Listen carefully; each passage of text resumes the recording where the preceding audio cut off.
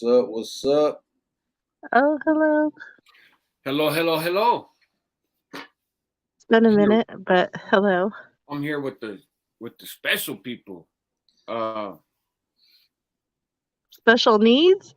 special need. I have special needs. Yes. What's up, Amero? Sergio del Burque 2-3 Velasquez. What up, Rich? Hustle through the struggle. Oh, it even shows me who's on your channel and who's on mine. Yeah, I can't tell which one. Oh, what's up, Miss Sierra? How you doing? Gordo 408. Sierra, Does it divide who's on there, like who's on yours and who's on ours? Yeah, well, we can. If you look at the comments, baby, see the one that has the little link right there. Like Farmero's over there at Rascals. Rich is at Rascals. Oh, but see, I see the link on my side too, though. I don't see it. But you'll see, like, if any. Oh, so like, look at AP and Grande Jimenez. Right, they're on your side. Okay.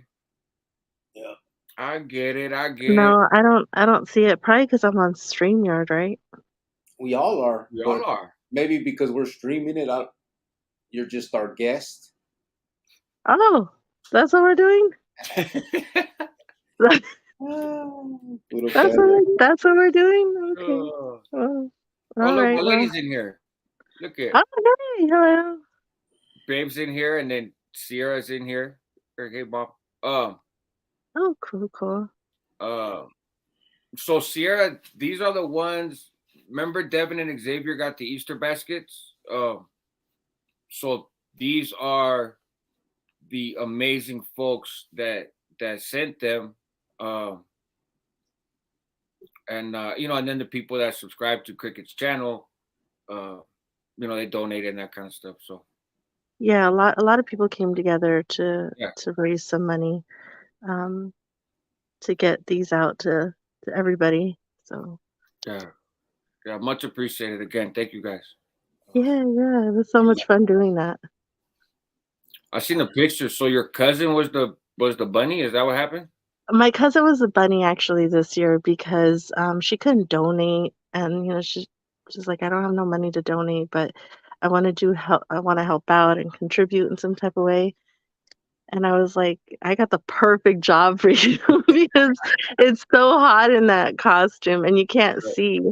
And I'm kind of short, so I can't see like out of the eyes really, So I was like, this is perfect. I can help you pass out the baskets while we call their names, and so I can help do with that.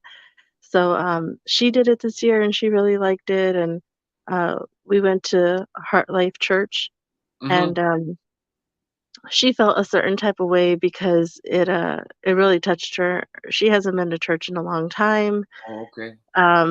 My cousin is gay, and so she felt like she couldn't go into like any church or have a communication or something like that. And she's like, it's been a while since I've prayed or whatever. And I'm like, I have like the right church for you. I told her, I was like, this is definitely going to be the church that's not going to judge you. Yeah. You can go in as you are. And when we were at Tony's, you could definitely take a look at the crowd and see that it's just a different type of vibe, a different type of people. Like you're not, you just go as you are, Yeah. So she really liked it, and it was kind of a good thing for her. This is the month that her mother passed away. It's going to be 2 years, and then she got to do something to give back also, and so she really liked it, and she is wanting to do it again next year. So good. I told her that I'm actually going to buy like another bunny suit, maybe like a boy one, and we could do like 2 of them or something. I don't know. We'll see. but it's in the works, like me and my family were talking about it. Like my mom, my sister were like, yeah, we should all like pitch in and buy this bunny suit, like a new and improved one. I'm like, we really should. It's time, So I think that's what's going to happen. One. Yeah, you could get a shorter one. Yeah, probably a shorter one. If anybody wants me to show up anywhere like in a dino outfit, I have like that big old dinosaur costume.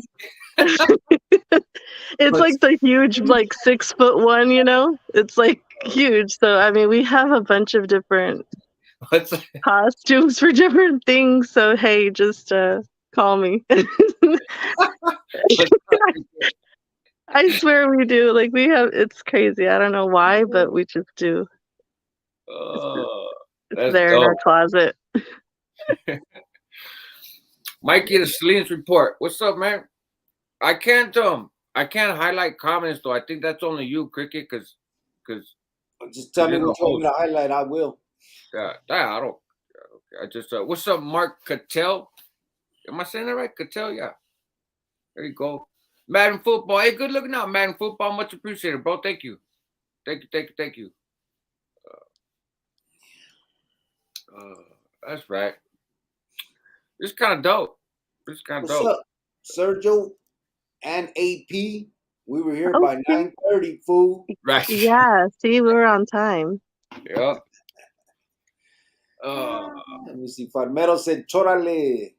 Rich said, well. Cheerio, said Farmero. What the hell? He said chorale. Chorale. Órale. Sierra said, hey, Gordo. Said, what up, homie? Hang out. Rich said, Chronicles, White Fence, and Josh. What's up, brother? Oh, hello. Pancho Zapata said, salutes. Stark Armor, peace. DX said, que onda, rascal? AP said, oh, snaps. We got the A-listers in the building, Simon. Okay. The celebrities, bro. Oh my God. Grande Jimenez said, been a few months since I seen you, homie. What up, Cricket? What's up, brother? How you doing? It has been a while, bro. Hopefully everything's going good with you, bro. Yeah. Stark sends his, says Rich. Marsha Bennett said, hello, everyone. Hey, Sierra. Hey, Marsha. That's Julian your wife. Maldonado said, no way. Good old Cricket from the A. What rock did you find this guy under? I missed it, not.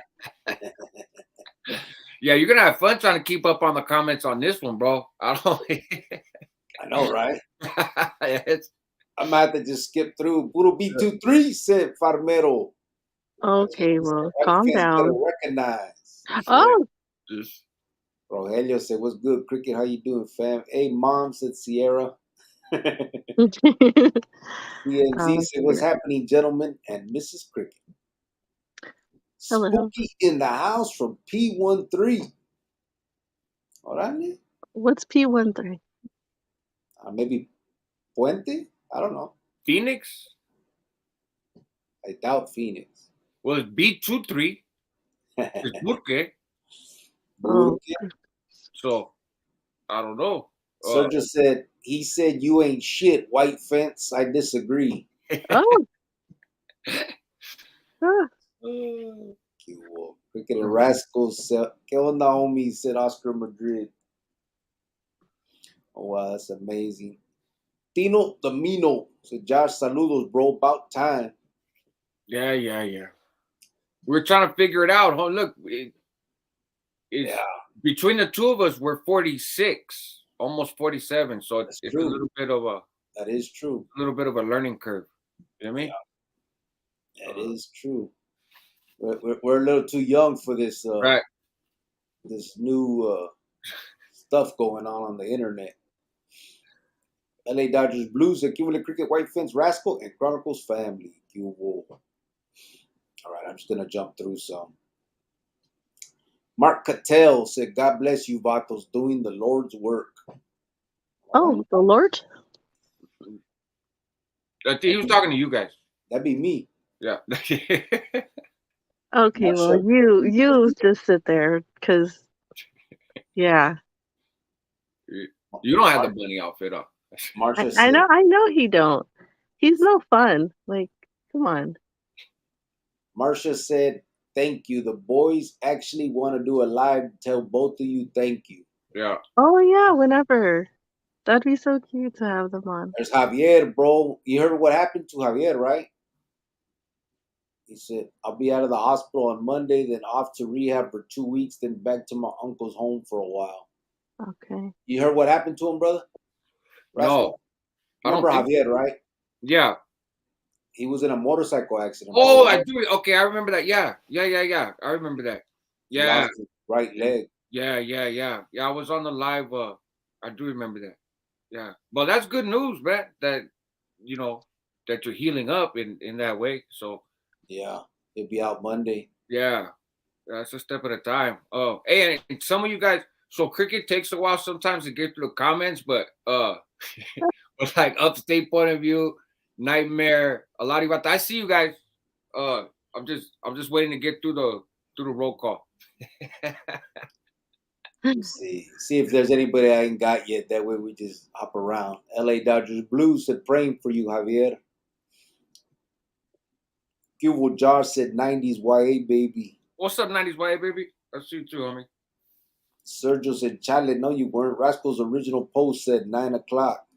Okay, we're working on it. Farmero, I got to send you this podcast. 90s YA baby said, congratulations on the new job. Thank you. Yeah. Yeah, we'll talk about that in a minute. Oscar Madrid said, White Fence, take cricket with you to church so he can see what real love is in Christ.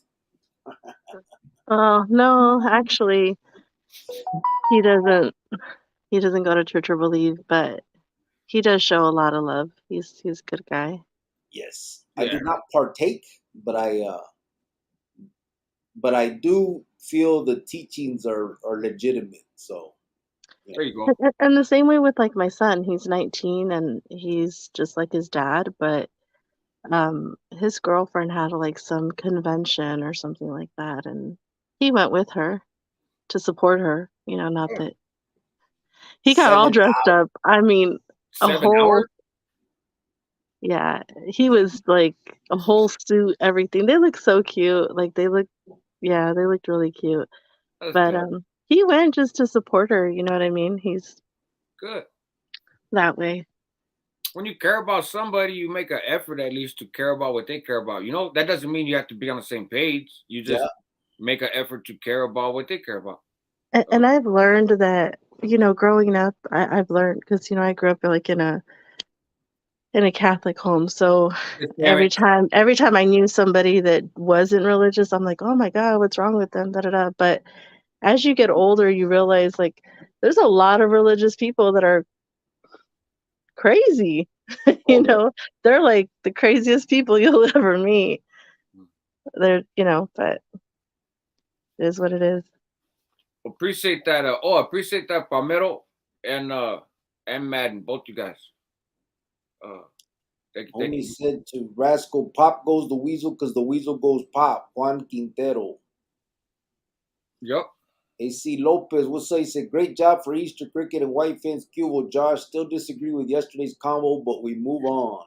That's all right.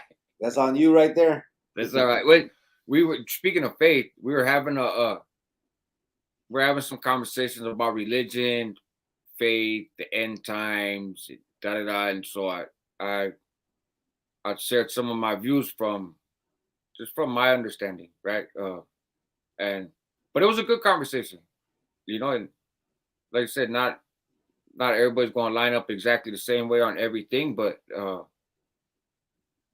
there's healthy dialogue, I think just like the bottom line is just be a good person as best as you can every day. Yeah. Pretty much. Yep. Upstate Point of View said, I send mine, everybody in here. Cubo. That's a good channel too, man. I like that guy, Listo. Mario San Ciprian said, Cubo, everybody. B13 means Beaners 13. Okay. Mark Cattell said, Placencia Vato Locos. Okay. I guess that's what P13 is. Placencia. Shout out Placencia. Oh, okay. I think I've been there, but we'll talk about that another time. It's right by White Fence. No, it's like around the corner. That's it. It's it. Yeah. You just go down the street, hit Highway 58, boom, you're there. Martin Bautista says, salutes desde Hawaii, originally the West Side Merced. Okay. Damn. Living in Hawaii now. Yeah, shout out Hawaii. It's where Jay Diggs is at. Your nightmare in 209. What's up, homie? Hang out from Stockton, Cali. What happened to Paula? Said DVP legend. Oh, here we go. Who's Selena's. Paula? I don't know. He's talking to Rascal. He's on Rascal's channel.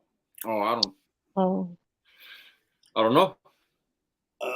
Pancho Zapata. Madden said the Salinas report. Much love, big bro. Wow. Farmero did. Let's hear a British accent from all of you. Winner takes all. A British one, huh? British.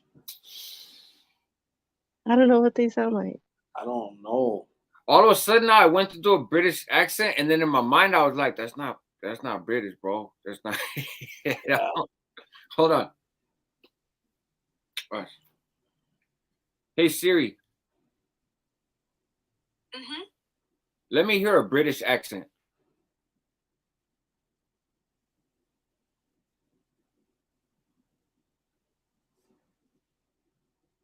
She just said, "I'm She sorry." don't even know. Like, let me see. Sorry, Farmero, can't help you out there. What happened? Timo, don't come in here talking bad about nobody. What did I miss? That's on your channel, not on us, Rascal. I see it. Let me That's see. why. I see it. Oh, Timo's dope. I just don't know what. I must have missed something. I don't know. It's really not that deep. But It's not. It's like let's see. we're in our 40s. Oh no, It's he not wasn't that talking. serious. He wasn't talking about you guys. Oh no, I know, but still, it's still the comments. It's still Yeah. like the, you know what I mean? It's like, come on. Let me see. I don't know. Take the devil out of That's him. dope. For an exorcist. Grillo has corn tattoos. Vatos on another level.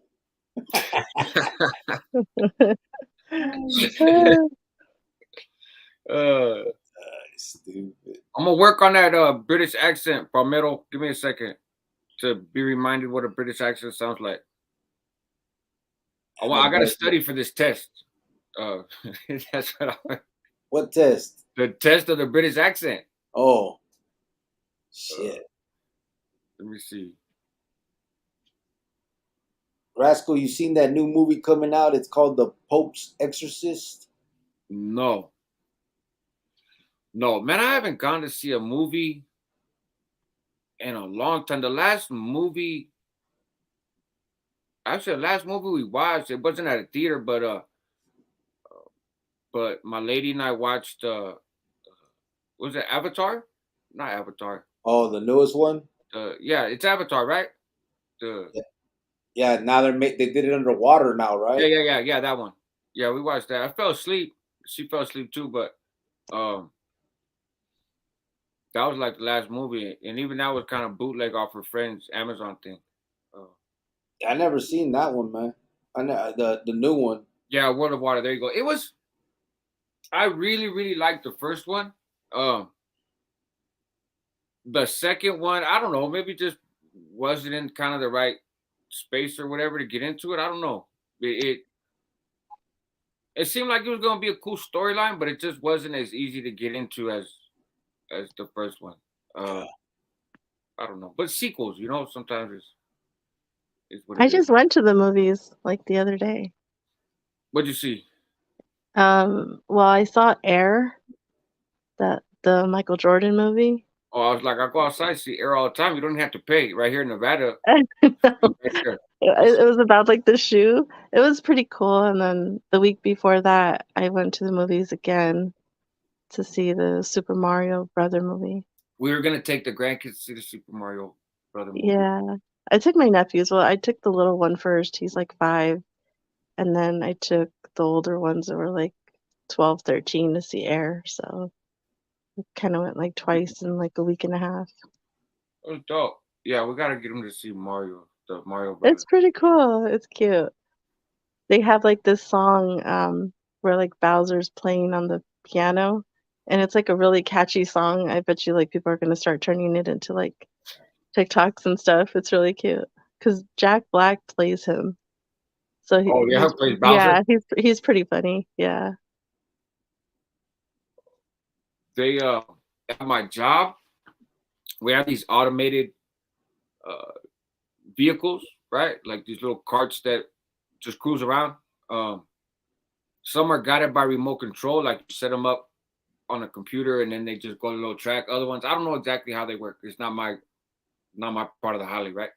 But they play music constant, and they all have their own little sounds. So like some of them will play Happy Birthday, but then a couple of them is that Oh, and cute. so all around the factory, you'd be sitting in a room, or you're walking somewhere and you just hear that sound coming, and then here comes this little train of a cart, like a little vehicle, just that's just dope. That's crazy. That's cool. I was like, what the hell is that? Is that playing Nintendo? Yeah. Before I forget, this is probably more for our listeners because we're in Arizona, but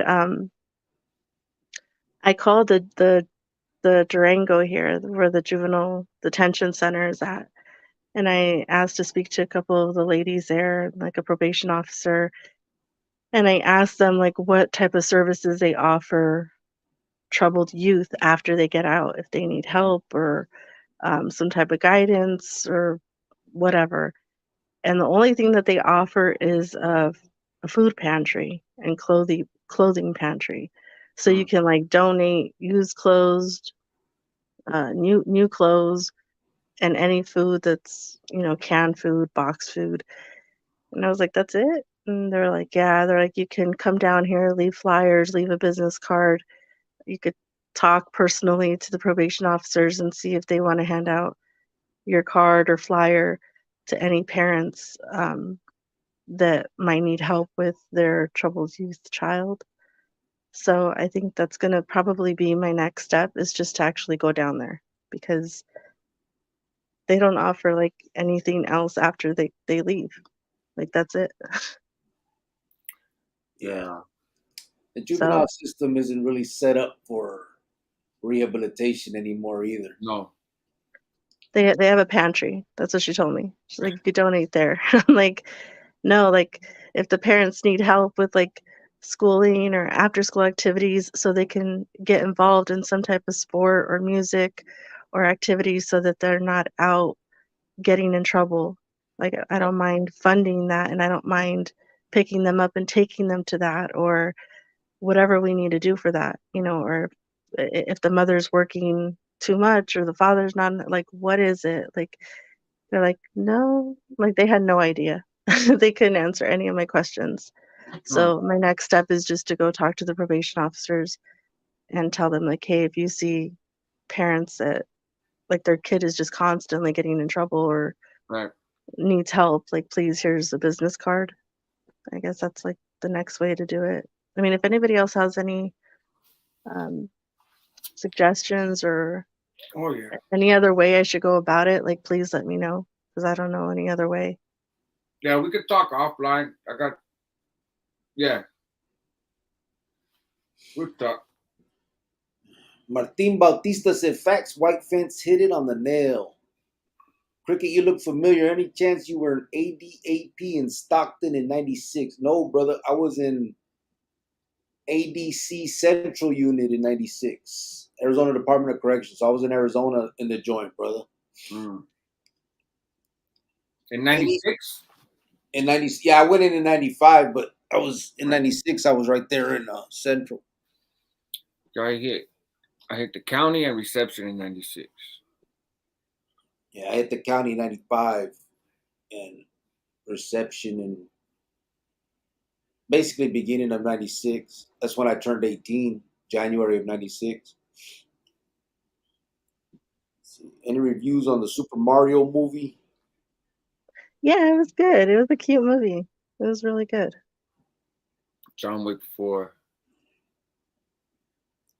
Metal said, "Ene listo, bro. You owe 522 count burpees for not going live, fool." Damn. 522 counts, huh? Is he talking to you? I don't think it matters if he's talking to you or me. I'm not doing 522 counts. Those days are over. Right. 99, I was in Ironwood for 5 years. Okay. Mark Cattell, I hope you gave your number back.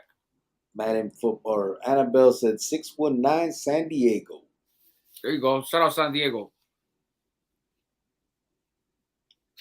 It is fun. I will say it is. Oh, they're talking about the game.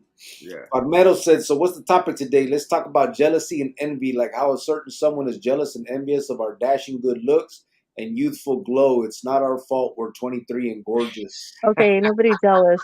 Nobody's jealous. Okay, nobody's jealous of that. I'm You're not. right, bro. It's delusion. You're on it. You're right on the money, Farmero. Farmero nailed it up. It's crazy. I just had an Uber driver again tell me that he couldn't believe I had a 19-year-old son. See, why do you roll your eyes? Why do you do that? What? No, why do you do that?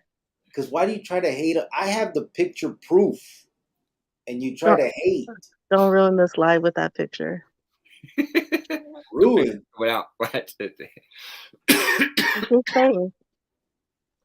Cricket, I send you my number through email, bro. Let me know if you got it so we can chop it up. I had to check, brother. I know I checked my email earlier. Tommy says it's raining in Montana. I didn't get it, brother. Oscar. Hey, Florida got hella rain all of a sudden, like flash flood. Did you see it on the news? Yeah, that's what they were saying. Like fucking 20 inches, something crazy. 28 inches in the last 48 hours. That's wild. But isn't like the summertime, like they start getting hurricanes? Yeah, but like November and that kind of stuff. Oh, okay. But they shouldn't be getting rain like that. That's a lot. Yeah. I remember we were there in the summer and the lights went out in our hotel. Like there was like a hurricane that was supposedly coming through, and it was like the most scariest thing ever because we're from Arizona and like we don't have natural disasters. So it's to hear that, for that to be going on, it was really crazy. I bet. A little What's up, scary. Geronimo? Geronimo is in the house. Oh, hey, Geronimo. Hola, Chronicleros. Tata's burning the midnight oil, he said. Oh, cute. Sergio said, damn, it sucks we can't see the chisme on the other channel's comments. Oh, they can't see each other's shit, huh? You can see all the comments, can't you? Oh, you guys can only see the comments from the channel that you're on? Oh, that sucks. Oh. Yeah, that does. Well, I can see the comments from both, so that's dope. Me too. Yeah, I can too. But I can't see how many people are watching. Normally you can see. I can. It says 51 on the top left. Okay. But then if I look at like just my channel down on the phone, 16 are mine. You know what I'm saying? So if you look on yours, it'll probably have the other, the rest of it. Yeah, it's 33. 53 total. Okay. I'm on the same schedule, 90s YA, baby. I'm on the same schedule. What is The Little Rascals, said Annabelle Gomez. It's an amazing, amazing book and movie and World of Water, Avatar. I thought Josh was going to say Rocky 1. Did you really like The Little Rascals, those series? I remember the black and white show, like from the Andy Griffith and shit that they'd have it with alfalfa and stuff. Yeah. Maybe I slightly exaggerated when I said amazing. Maybe put a little bit extra on it. I watched a little bit, but not enough to like really know what it was about. I didn't watch it as a kid. The funny thing is I didn't watch it as a kid. I did, but I seen it like I was already going by Rascal. I was already called Rascal. I was already going by Rascal, and then I seen him on TV after. Yeah, well, it's a lot older than us. Yeah. Yeah, it was like a little black and white show. I think they used to like replay it on the whole UPN and shit like that. But yeah, you'd have like the Andy Griffith show, and then the Little Rascal, Leave It to Beaver. Yeah, all that stuff was all. We were big on the Andy Griffith show. Yeah. Yeah, What was we're the big other? on Remember, I Dream of Genie and then Bewitched. Oh yeah. Yeah, with the little nose. Yeah. Yeah, she had a Yeah. little coke issue. Oh, Rich said, "Is Super Mario any good? Gonna take my son Sunday." yeah. Take him to see it. It's really good. What's up, Chad? Oh, Chad, I'm not trying to jump ahead in the comments, but I see Go some of the ahead. comments. So, Chad, I text you about that car, because I have it. I can have it, but but I don't want it. You know, I don't want a car without an engine, but I can get it, so I want to sell it. So tap in with me because it's close to you. I need somebody to go pick it up. My Three Sons, that was another good one. But and this, for those that don't, this is Cricket, his channel, Prison Chronicles, White Fence, Giovanni, his wife, fiance, wife, and their channel's dope, and they're good people and good friends. So we're hanging out, and we're doing this a little bit different just to see how it goes, and it's fun. Yup. Let's see. Everyone know the Mario song. It was written by a Japanese man, Koji Kondo, said Madden. What's up, Nachi Lewis? How you doing, brother? I think that's why the other reason too, because the company I work for is a Japanese-based company, and so you know we make the batteries for the Teslas, and so but it's a Japanese-based company, and so I think that's why they use like the Mario song and some of that other stuff too, because you know for them it's the culture. Yeah. Yeah, that was a big one, you know. Yeah. Back then, Super Mario and Mario 2 Man, and 3 and I made a fortune off that thing. fuck yeah. Did you guys have the Game Boy when it first came out? The what? The Game Boy? Did you guys get the Game Boy when you guys were little? No, Game Boy. I was already Game Boy, I was in prison. The first time I saw a Game Boy, the dude next to me in AdSeg in Salinas Valley had a Game Boy, because I used to get the newspaper, and he was like, "Hey, do you get the ads? You know, like in the newspaper?" Mm-hmm. And I was like, "Yeah." You know, he goes, "Hey, dude, are they selling Game Boys?" And I had never paid attention because I was sitting in prison. I had been in prison for some years already. I had some years to go, so I really wasn't looking at what they were selling at Target or whatever. And I was like, I don't know, let me look. Yeah, I guess. He's like, man, shoot it, because I'm trying to tell this female, bring me some more stuff. There was a female CO that was in charge of the property when you went to the hole, and they had a little thing going. And so she brought him a Game Boy apparently, and then he would order games from the newspaper. Oh, okay. But that was my early exposure to portable game systems. I know Cricket didn't have it. Oh, 90s YA baby. Oh, is that right? I'm phase 2. Yeah, I'm phase 2 press. So yeah, I come in Tuesday morning at 6:30. Yeah, that's dope. I just went through orientation all this week. And so yeah, that's a trip. That'd be cool. Yeah, slide through. So what are you doing? You're making batteries for Teslas? Yeah, so Tesla? yeah, so I don't work for Tesla. I work for another company. Part of the thing though with the company is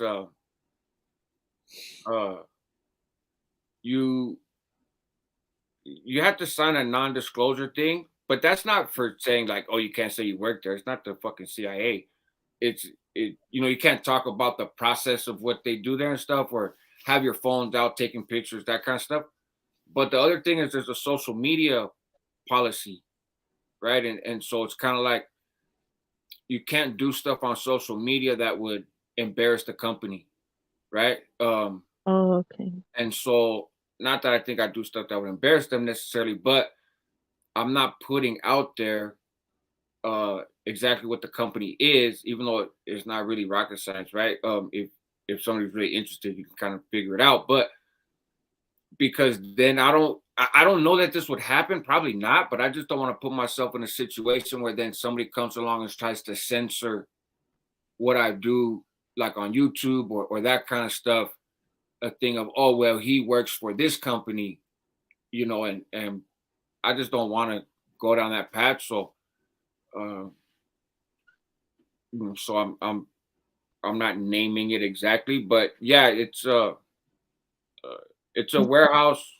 Okay, 90s white baby. Yeah, so you've been there almost since it opened. So I got a bunch of family that works there. That's the trip, man. All my lady's daughters work there. My lady worked there before. She doesn't work there now, but she worked there before. It's a very good job in this area, in the Reno area. Uh, it's a popular job. So Tesla has its part. It's a Tesla building, but our company takes up most of that building, making the batteries. Then there's another little company inside there somewhere where they make just the container for the batteries. But when we talk about batteries, you're talking like just a little bit bigger than a double A. I had Oh, always okay. envisioned like larger batteries for a Tesla, right? Right. But no, it's like 4,000. It's like 4,000 batteries, the size of the batteries that go in like a vape, like a nicotine vape. They're that size. Uh, and so yeah, that's what most of the plant is various stages of the processing of that. So that's where I work. Uh,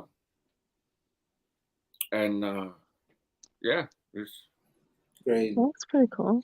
but it's a good job. They pay you very well, right? For especially for the area. Um, and they got benefits that are similar to like union type benefits. Like their health benefits. They're not union, but um, a lot of benefits that you would kind of expect from a union holiday, except you ain't got to pay no dues. And it's the 12-hour work shift. So like I'll work Tuesday, Wednesday. I'll be off Thursday, Friday. Then I'll work Saturday, Sunday, Monday. Then off. You know, then I'm Oh, off that's Tuesday, cool. Wednesday. Work. Yeah. So every 2 weeks you work one day. I guess you could put it like in every 2 weeks you're working all 7 days of the week, right? So if you have Monday, Tuesday off this week, next week you work those days, and next week you don't. But it makes for good time that I can go. I can see my kids. My kids can come out here. You get more regular time off. Where you don't have to worry about changing shifts or any of that, and it's like unlimited overtime. Once you get certified on your machine that you're assigned to do, um, which I think probably take me like a week maybe. Um, then you can get overtime in your department and you can get overtime in the other departments too. So, now you're talking, somewhere around $30 an hour for the overtime. Um, so yeah, it's dope. Okay. Yep. I'm excited. I should have hopped on there when I first came out here.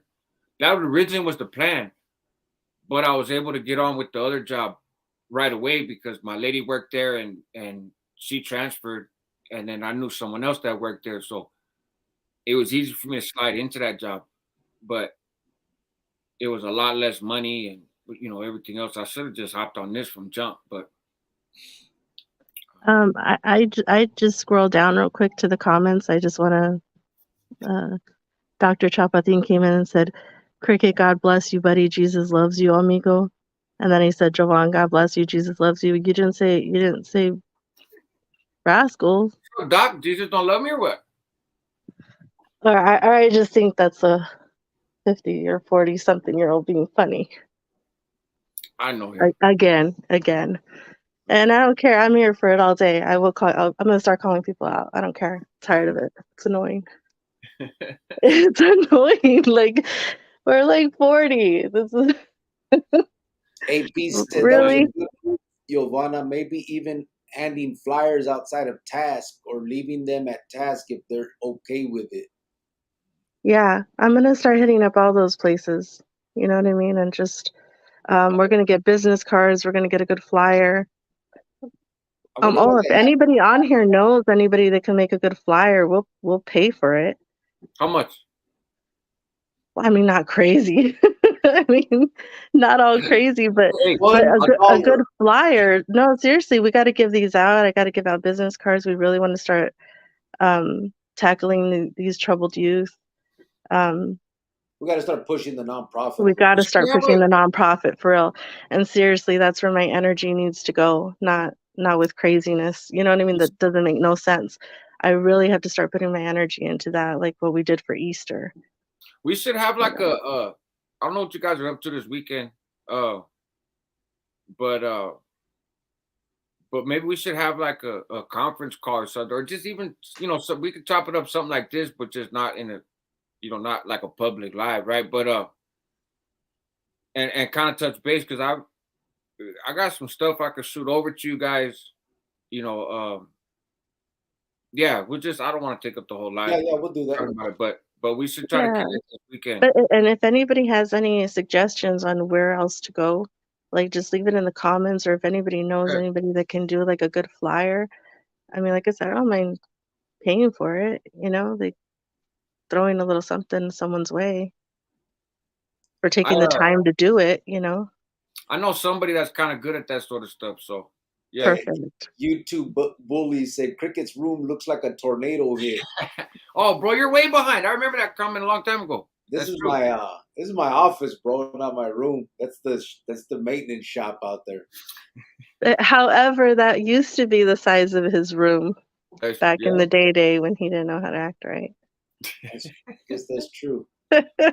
They'll pulled you from a room like this. Huh? Oh, you know what? Actually, from a room I was in a room like that. I forgot. I was gonna say there's a lot of people here that don't know the love story, man. Yeah. Maybe we can get into that. In a nutshell, I met him when I was 18, had his baby at 19, got indicted with him, did 3 days with him. He went away for 15 years. I waited for him. He got out. We're still together. So his ex friends were trying to kill me. So, just the norm. Right. So. Yep. Hey, talk about your family not liking somebody, huh? Right? You see, Oscar Madrid said, Cricket Carnal, the system makes lots of money off prisoners. It's hard to get support from them, but outreach churches or people involved in that, you can see what they offer. Yeah. 115 is hot as hell. Oh my God, said Geronimo. I'm just skipping through now. I'm not going to read everybody's. Mr. Goyo, what's up? On the flip side, Q-Wool. What's up, Goyo? 90s YA, baby. Pancho Zapata, it was cold that night. So don't forget to hit that like button, gente. Fishing, not catching, said the two homies. What's up, brother? What's up? How you doing? Moving on up. Name that. I still got that apron, too. I still be rocking the apron when I cook. The homie cooks. I'll be cooking. Yeah. Hey, Dr. Chapatin, good way to clean it up. I like that. Geronimo said Gilligan's Island was good. Love Marianne and Ginger. Oh, Gilligan's Island. Yep. Puppet shows were the best, said Rich.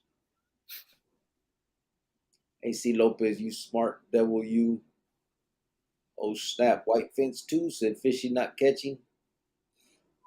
Martin said, what are you saying? The Mario song is their national anthem? I don't think it can be that, right? Right. Yeah, that's true, Sergio. It's time. Game Boy Sheesh. Josh, you're not that old. The Game Boy came out in 89. My big brother had one. 89? 89?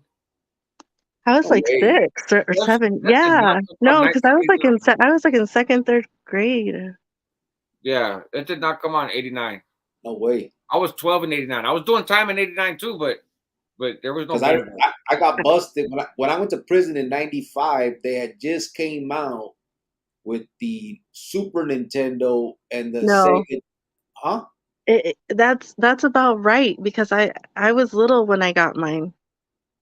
Not They 89. had I was Nintendo. young. I was really little when You that were Christmas 5 that I no, I wasn't 5, but I in remember I 89. was In 89, you were 5. oh yeah, then maybe. Let me No, see. bullshit, maybe. When did I it could have been. Nintendo release Game Boy, Yeah, right? the Game Boy. I just remember I was really little. You Maybe might have 2nd grade, 3rd Oh grade. No. shit! In Japan in April 1989, North America in July, Europe September the following year. 89. Look, that one, they Yes. said that one came out in 1989. Yes. See, because I was 4 in kindergarten and I was 5 in 1st grade. And I remember it was When around 1st did you grade, get to that? 2nd grade that I got it. Well, then I guess we didn't have the money for it. Damn, fuck. Well, I know you, Cricket. I know your parents wouldn't have got you one. Well, that doesn't change the reality that I learned about a Game Boy. Apparently, over a decade after, or right around a decade after it came out. Did they come out with some kind of a new one, like in '99 or 2000? Oh, that's late. Maybe. The I don't know. Nintendo Switch? I don't No, know. Switch was I 2000. remember the Oh, old. that's later, right? I I don't remember know. the old systems. They had a. At the NES. I remember Atari. They had the Atari. Before Atari, they had the Commodore 64. Commodore 64, yeah. Yeah, see, you young folks ain't up on that. It was the Commodore 64, the Atari 2600, whatever it was, 36, something like that. And then I don't know. After then, yeah, the Nintendos, the Segas, the PlayStations, the Supers, the What am I thinking about Coleco? What the fuck was oh Coleco? Calico, that's the Atari. Was Yeah, it, right? yeah, that's Atari. Uh, I don't know, but I didn't. Yeah, I'm still not really a video game person. I don't have a PlayStation or a I Nintendo. don't either. They got too many buttons now. Yeah, Maruka got me those minis, like the old Nintendo with 30 games on it, the yeah. old Sega with 30. I got those, but Oh, is that the flea market one though? no, she got the real one. Okay, the flea market ones, They got like 1,000 games. yeah, Uh, but no, sir. I don't well, go to no flea market over here. No, sir. No, we got the I'm right just saying one. because I got the flea market. My lady and I got the flea market one. We No, went to the I flea got market this and one buy like it. at GameStop. Oh, this thing was hoot. I was Hey, you know what's crazy? Not just that. It was coming up on Christmas. She got it for me for Christmas, bro, and they were sold out. She paid like an extra $100 for that fucking thing. And then yeah, like a man. month later, they were back out again at like fucking $60 or some shit. It's because every Christmas I try to give him a good Christmas and like recreate some little type of childhood because he didn't, you know, Shut Yes, yeah, because you had this poor parents. guy. You had parents, right? He Ricky didn't get Torres. that or he was locked up or something.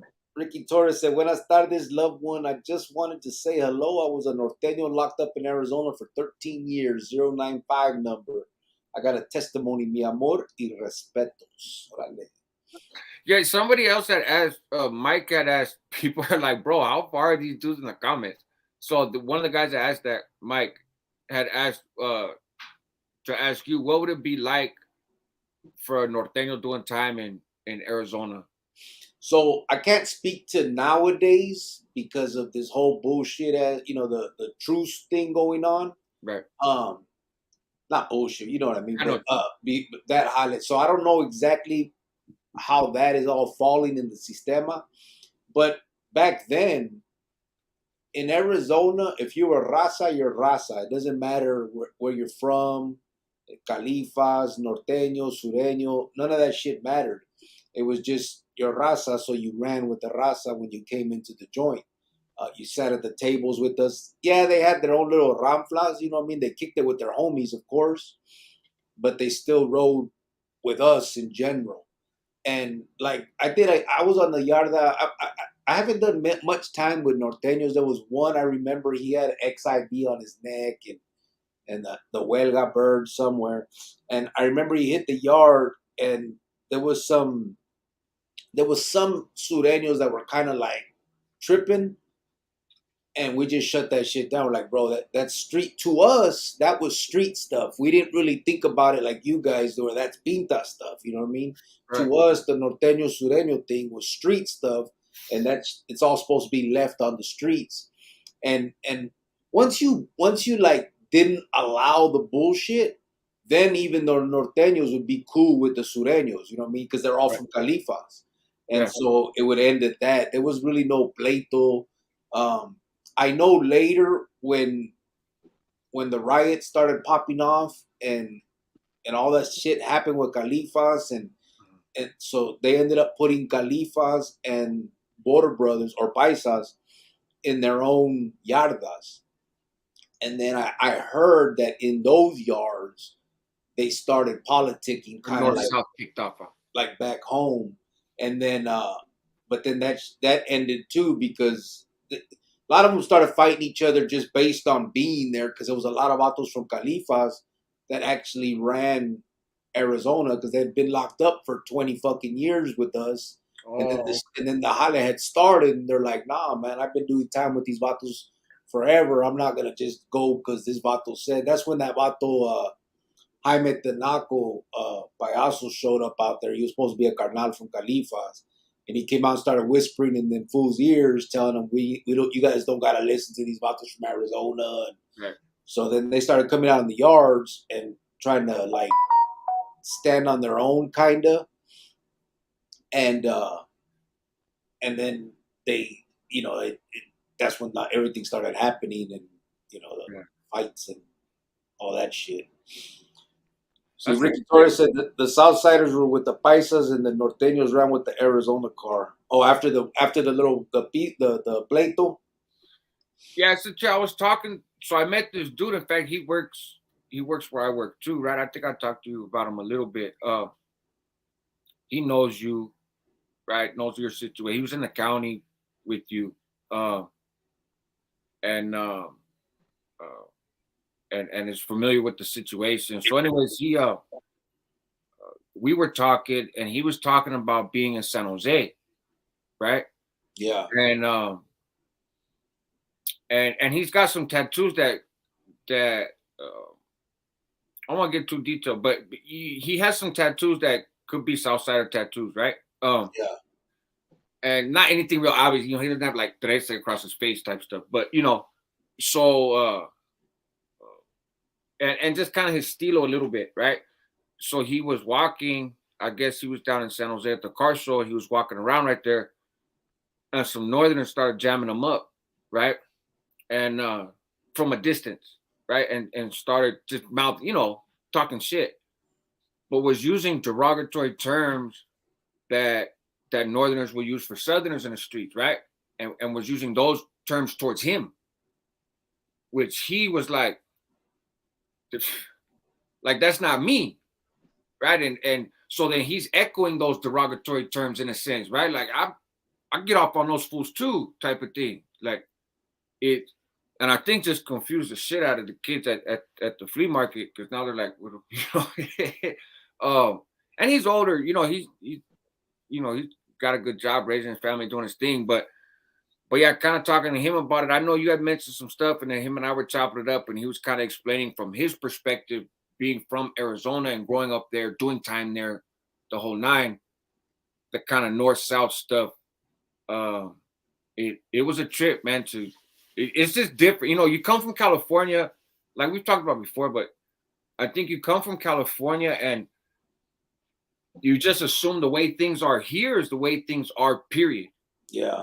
Right. And the more you learn about other states, right, the more you realize like the world actually does not revolve around California, right? Only in California we think the world revolves around us, but true story. It's you go to Arizona, you go to Nevada, even you go to Texas, and not just with raza, but in general. You know what I mean? the brand in Texas is not the same as the brand out here. That type of thing. Like, I don't know. It's a trip. Yeah. Yeah, everybody's gonna assume that things are the way wherever they're from. I mean, Yeah. you only know what you know. But Um, when I went to the feds, bro, and I ran into all these different clicas, and it was a trip. Man. It was eye opening. Like all the different, like I just Texas alone, bro, was like, what the fuck? Right. There's like 100 damn clicas over there. Yeah. And but they got a big old system too. It's a pretty big sistema. So yeah, it was that was a trip. No Chipa Mexica, what's up, brother? I haven't heard from you either, fool. How you doing? Ricky Torres. No, I hear you, bro. I hear you. Mark Lugo, you gonna have to ask him, brother. I don't talk about him. He just talks about me. I think. Yeah, we don't. I think he's in love. I think he's in love with you. I think so. I think so. It's kind of a weird situation. Having another grown man in love with my man, like that's what I'm dealing with these days, Rascal. Is there other Mexican gangs besides Southsiders in Arizona? Yeah. Most Mexican gangs in Arizona are not Southsiders. Most of the gangs in Arizona are Arizona, like homegrown. They're not Sureños. They do wear the 13, some of them, but it's because we have our own M as well. It doesn't stand for Sureño. It's just a different, whole different jale. Oh, that's a trip. Did you see the Eugene, Oregon man threw $200,000 out the window driving on the I-5? He blessed people and almost caused wrecks last Tuesday night. I was gonna say that. I mean, that's a blessing if you get the money, but that's also a death trap right there.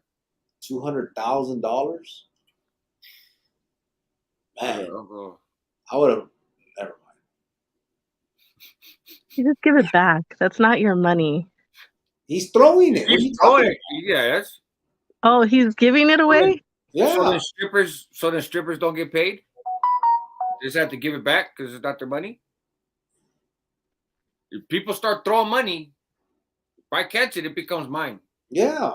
If they're throwing it, I mean, it's different if an armored car gets in a wreck and some falls out and there's cameras. Okay, then I might take a 20 or 50.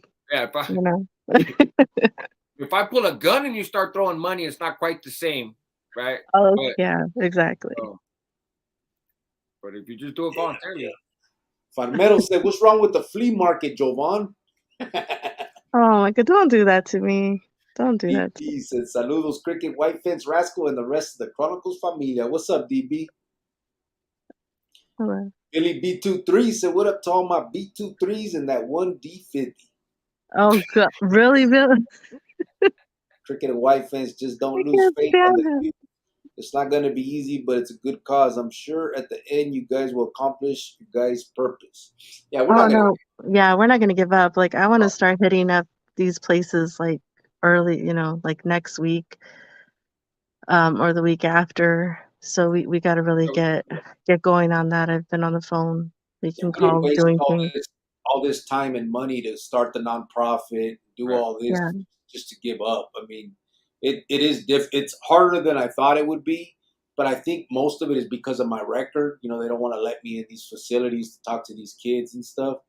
But I think once I get the momentum going and I gain some notoriety, not notoriety, but credibility, I guess you can call it, then maybe they'll start opening more doors. But in the meantime, I'm happy doing what we do. You know what I mean? We do what we can, and when we can do more, we will. And so that's the ultimate plan. Obviously, the ultimate plan. Obviously, I mean, Easter baskets and all that is real cool. Put smiles on these kids' faces and helps out. But at the end of the day, my true passion is trying to keep these fucking kids out of the pinta. Right. in the Right. long run, and more than that, away from the prison gangs if they do head that way. Yeah. And so that's what I'm trying to do the most. And that's what I emphasize more than anything is just that's why I talk so much about the clica. I talk so bad about the clica because I want the truth to be out there. Not fuck that propaganda, all that glorification that's been put out there. They make it look all romanticized and all that shit. And I'm here to tell you it's none of that shit. And at the end of the day, uh, the best thing any child can do, even if you end up having to go do some time, because some may need that, Right. is still stay away from prison gangs in general. They're all bad at the end of the day. They're not. There's no amor. It's not about carnalismo. There's no none of that shit. It's not there's no cause. Whatever used to be or how it started, it means nothing these days. Right. None of that shit is relevant anymore. They're living off of old. In the 70s, maybe someone took someone's shoes and now they had a problem. Well, that's no longer the case. Right. And so both sides now. And all those dudes involved in that told a long time ago. So Yeah. And to be honest, both sides are more detrimental to their own than they are to each other. You know what I mean? It's the same way in Arizona. The victims of the clica are usually members themselves. Mm-hmm. It's not like you have some outside enemy trying to break down your door and take over your shit. It's none of that. It's all about greed, Right. dope, feria, uh, politicking at its worst. So, and we're gonna do we've been talking about it for a very long time. Maybe this weekend we'll be able to pull it off.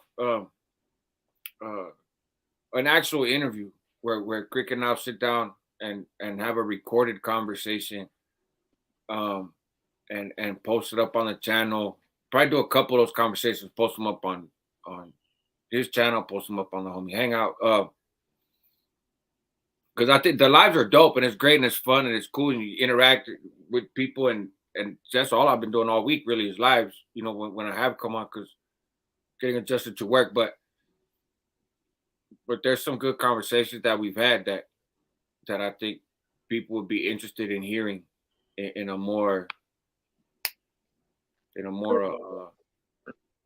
organized way. I guess Yeah. what you could say, My goal with these troubled youth is not just to be there for Christmas, not just to Right. be there for Easter or whatever. I want to build a relationship with them. Say like, hey, next week we're going to the movies, or hey, you want to join football? We'll go ahead and sponsor that. We'll go ahead and do this. We'll go ahead. Like, I want to have a relationship with their parents, if possible, just so that they can, oh, you need a tutor, you're falling behind in school. Let's get you a tutor. We'll pay for it. And us as a community, we always come through. So, I mean, that shouldn't be a problem. And then now with the nonprofit, whoever wants to get the tax write-off at the end of the year is there. So it's like I said, it's great. I love everything that we do. The Easter baskets, the hygiene, the back to school backpacks, everything. I like it, but I want to start building relationships with certain families. Yeah. And these kids, I want them to know that like they came through this year. They came through last year. They're gonna keep coming through. I don't want to let them down. So it's kind of just being there.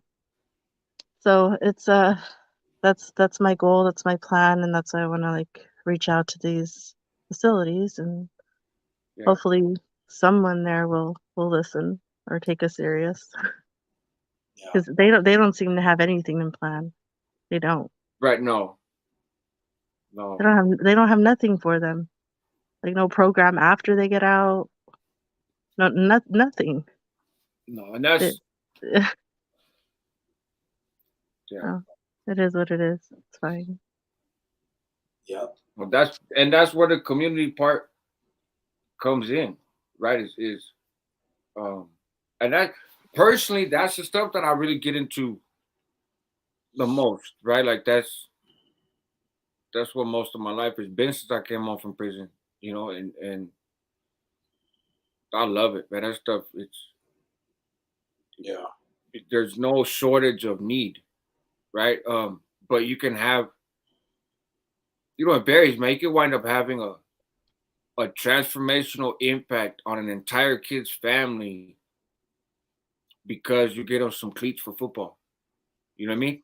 And Yeah. and sometimes it's just that simple, but also that profound, but and then other times, no, there's a lot of hand holding and a lot of teaching and a lot of time invested, right? But Well, I know I have the time, and this is what I've been out here this whole time for. So Yeah. it's time. Mhm. And like I said, we only have one son together, so he's 19. He knows what our plan and purpose is in life, and he's okay with that. So like I said, I have the time. We have the community here to like help. So it needs to start happening already. Yeah. Hey, Sergio. Sergio said, I want to be adopted by White Fence. It sounds fun being her kid. It would be. It would be. To ask my son. He loved it. No, Chipa Mexica said, I'm from Arizona and did my Fed time with the N, and I got nothing but good things to say about them. Mark Lugo, bro, I don't know, brother. I don't know. I know you're trying to stir up shit, I guess, or maybe you're seriously want to know. I have no idea why that vato talks shit, brother. I think those comments. I do not know the vato. I've never met the vato. I've heard of him. He was never a made member of the M. He ran around with some carnales. He knows some, but why do you think he emphasizes Dupavilla so much? Because he was nothing else but a little Dupavilla gang member. At 15, he did a drive-by on fucking Michael Carbajal's house, and that's his fame now. Because he picked up a log. They did an LA Times story on it, not because of him, but because he fucking just shot up a fucking champion's house. But he tries to pretend like it's because he was some serial killer. The vato has never been in for. I know nothing of what that vato has ever done. Not that it matters. Not that it's a big deal. It's just crazy that he pushes out this. He spews this nonsense, and it doesn't matter, bro. If he says I was about nothing out in Arizona, órale pues, I'm about nothing, bro. What's the problem? If that's you're nothing. You're just a piece of poop.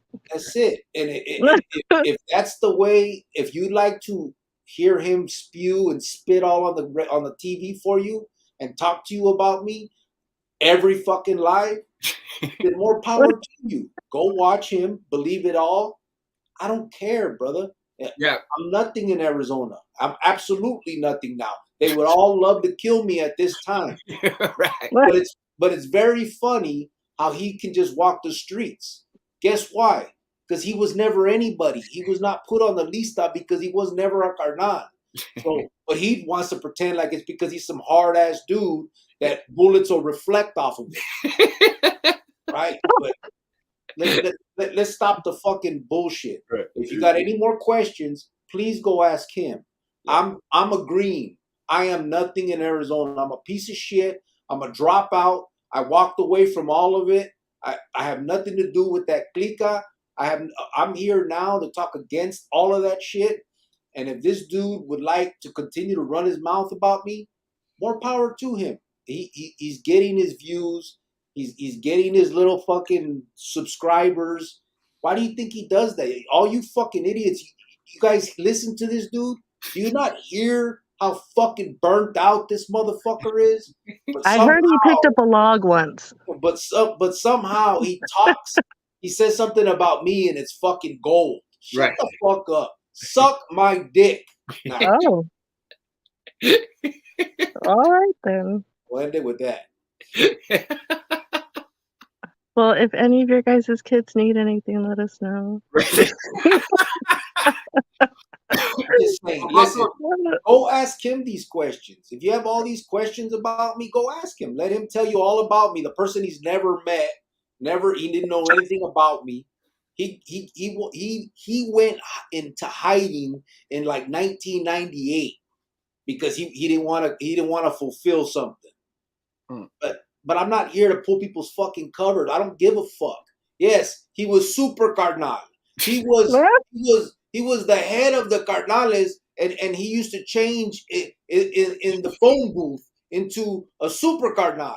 And somehow he never got STG'd because he's a super carnal, and they don't do that to super carnales. He was never STG'd. He never had to renounce because he was never fucking. He never got the administration never figured him out because he was the smartest motherfucker in the world. All right, go listen to him, please. Leave me the fuck alone. Super carnal. Stop. I can't take it. So what I was gonna say. By the way, Daniel Signs, suck my dick, you fucking bitch. Okay, well that's what we're not gonna do. All right, let's go. Okay. So, Greeky got all worked up. What I was gonna say before that eloquent. Yeah, no, Chipa. He's talking about fucking Bad Boy. So, I think what happened is that dude, Lugo, I think he left a comment, and because it takes a while to get through the comments, I think he left a comment multiple times before you ever addressed it once. So I don't know that he's necessarily repeatedly asking. It's repeatedly asked because didn't hear anything the first time, right? But I don't know. I kind of recognize the name, but kind of not. I don't know. I had somebody in the live when I was doing a live and talking about channels, right? I was talking about all different channels that I watch or my thoughts on different channels. Yours came up, right? And there was somebody during that live, Rich will probably remember. I think Palmetto was in there too, but somebody was in there and asked multiple times about that dude, right? And like, oh well, because I said, oh, Cricket's gonna be on the channel, and then he was like, hey, why well, you have to have him on too. And I was like, no, I don't. We have to have both sides. I don't have to have both sides. I actually don't. I don't know what the fuck like. And I got a little irritated. Again, not quite as eloquent as you in this last go round, but I've had those moments, right? I have. But I was like, I don't have to have both sides because I'm not advocating a side or another.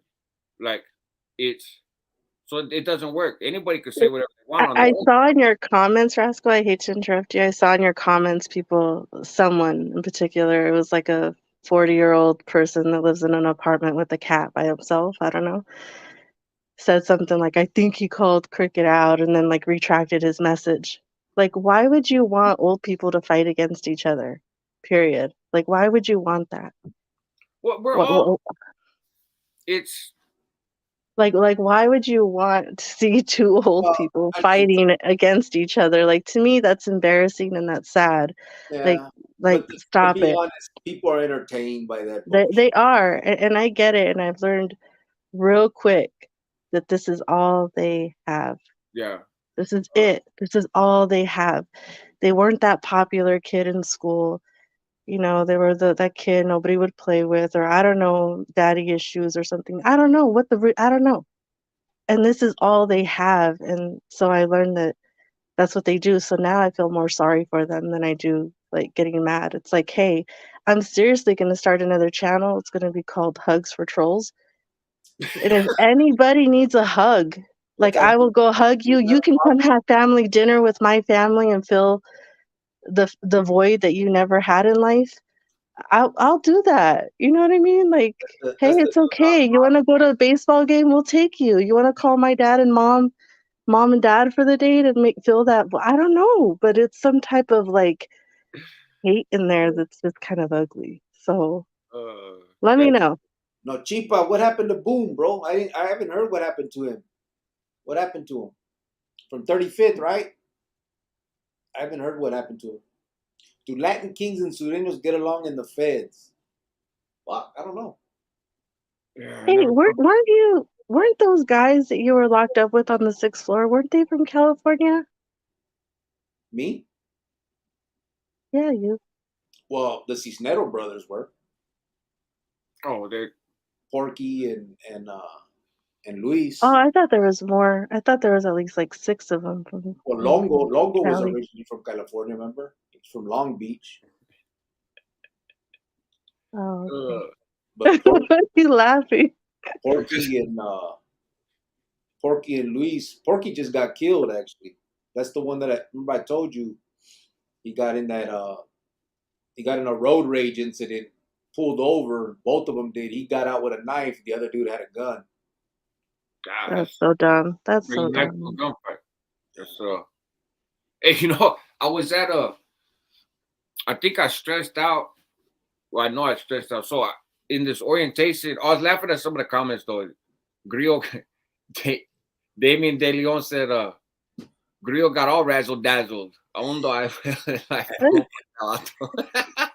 Hey, but whatchamacallit? And then Ricky Torres, Niners tickets cost money, Cardinals tickets cost money, Wolf tickets are free. Let them fans sell Wolf tickets, right? There you go.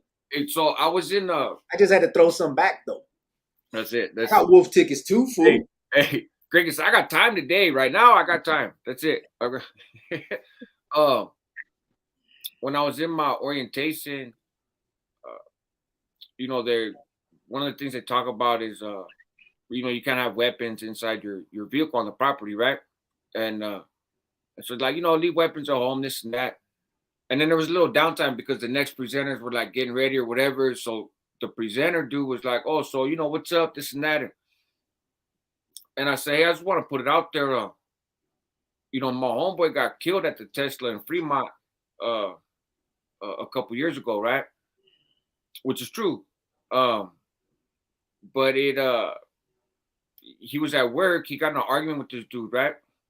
And then the dude left, right? They were gonna fight. They didn't fight. Whatever, you know, just older guys, just fucking wolfing. Whatever the argument was about, don't even know the details. But dude's like, "Oh fuck that man, I quit," and left and went to his car. But he had a gun in his car. So when my homeboy got off work, and I had wound up talking about it on a live afterwards, but when homeboy got off work, he went to go get in his car after his shift, and they found him with a bullet to the back of his head. His keys are still in the door of his car, trying to get in his car. So I had brought that up, right? Like, and my point of bringing it up was to say, like, if nobody brought the gun, right? If that dude didn't bring the gun, that argument would have ended in maybe a busted lip, maybe you lose your job, right? You know, something like that. But you don't go to prison for life and you don't get killed, right? If the gun is not in the car, you know what I mean, that's the game changer. Yeah. He didn't really, I think, understand that point because then he got like kind of panicked and was like, you know, we're like a family here. We work 12 hours together. Everybody look out for each other. I was like, I'm not trying to say everybody's gonna kill each other. Just it's in Nevada, it's more common for people to ride around with weapons legally, right? It's a different culture here than in California in terms of carrying around guns. Or like just leave it at home because you never, you know, everybody has an off day, right? Everybody has an off day. Everybody can get a temper. You know, it happens, and not having something around you. I mean, again, sure, maybe you wind up getting your ass whooped, but that's better than doing all day, right? And much better than a bullet to the back of the head. Yeah.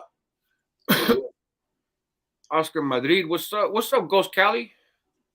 Ricky Torres said White Fence can get into Adobe Mountain through prison fellowship ministries. Yeah, she probably could. I tried. They denied me. The actual pastor, I guess, is that what it would be called? Um, Whoever, like, I guess the vato that goes in there and prays with the kids or something, Yeah. like a chaplain or pastor or whatever.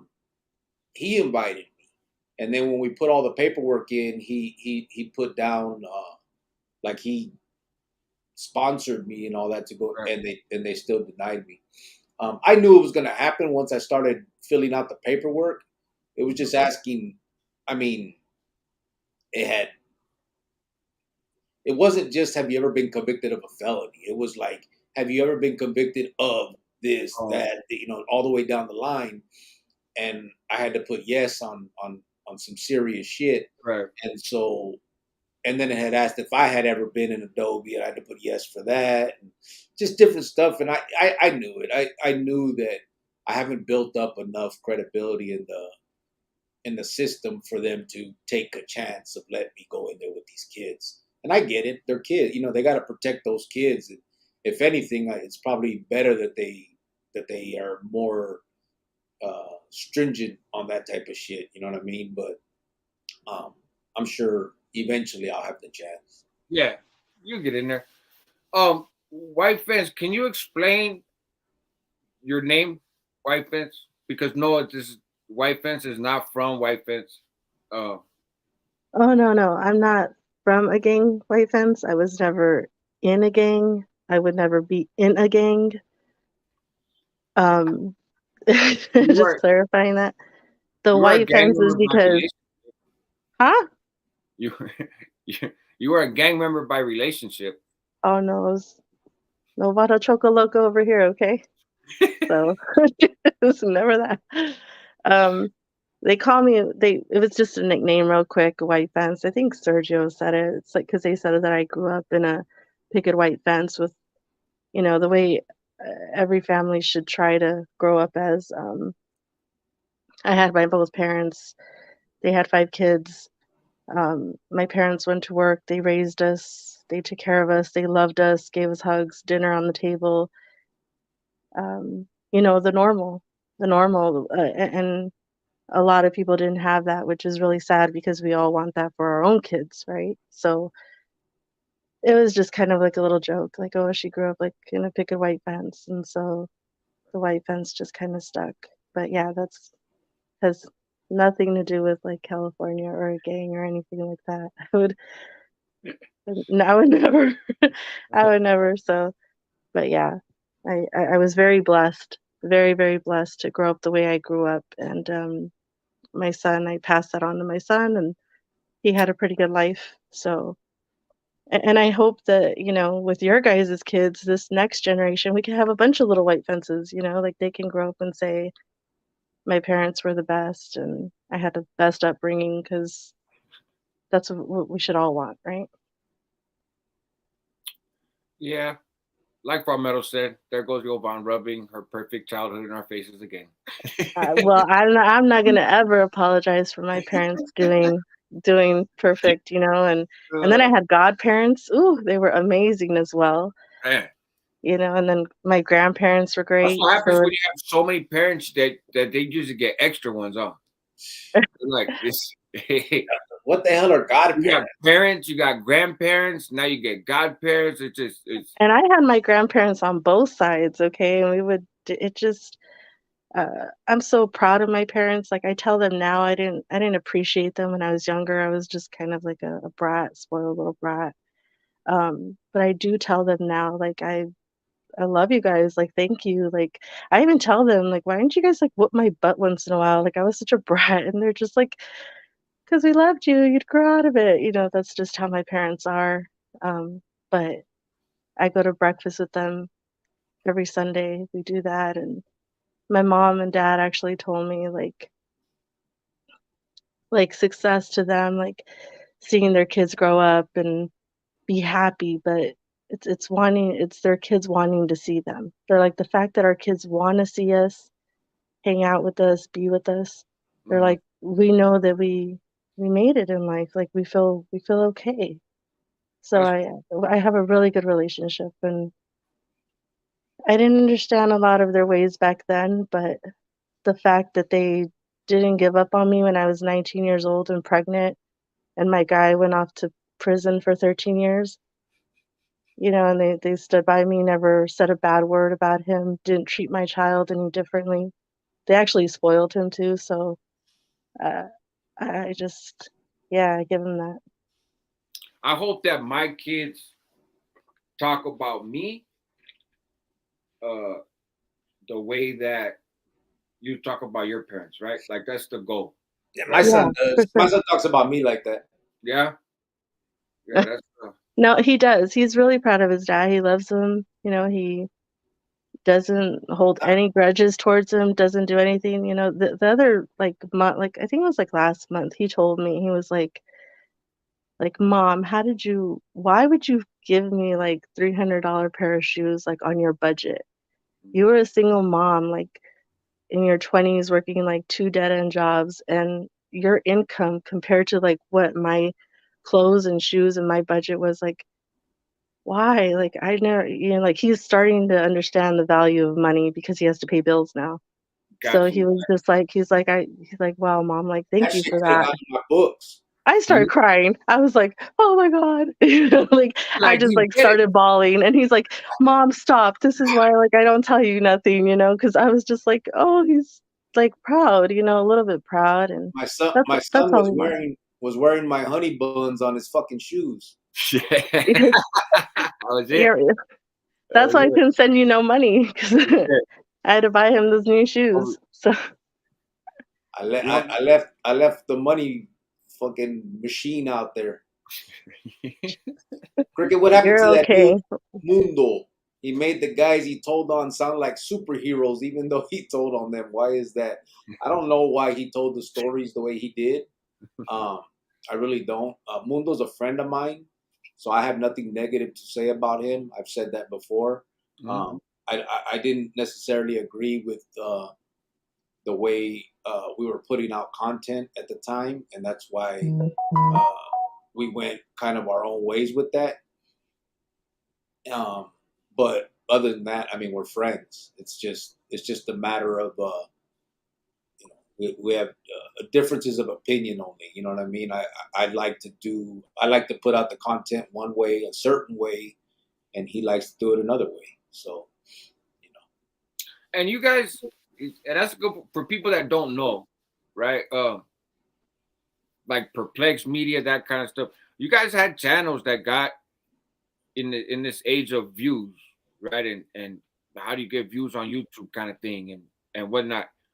Um, you guys had a channel and put out videos that got tons of views and tons of subscribers, all that kind of stuff. So you could be managing a very profitable YouTube platform right now.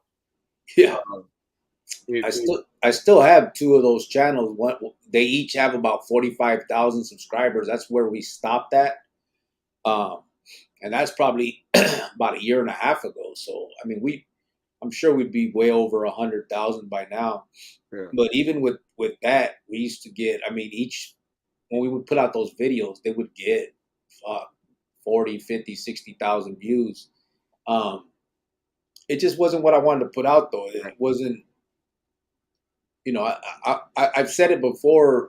When you story tell, when you do this, the you when you do these war stories about the pinta, and even about, just think of even soldiers doing it on the battlefield and all that. When you tell those stories, kids picture themselves in that position and want to do more than you did. Basically, they're like, damn, they could get away with that. We could do this. We could, all that. If they're already on that path, and those are the individuals they're going to look up to and glorify, and you're telling these stories that make them seem larger than life, then you just fucking mix water with you know with salt and make bread or whatever the fuck you want to call it. It's just it's too it was too much for me. I'm like, man, I thought when we started, when we were doing it, I thought it was going to be more about putting out um, the treachery of it all, that side of it, and but I couldn't force anybody to write or say anything they didn't want to. You know what I mean? It was just the person with the information wanted to do it a certain way, so instead I just walked away from it.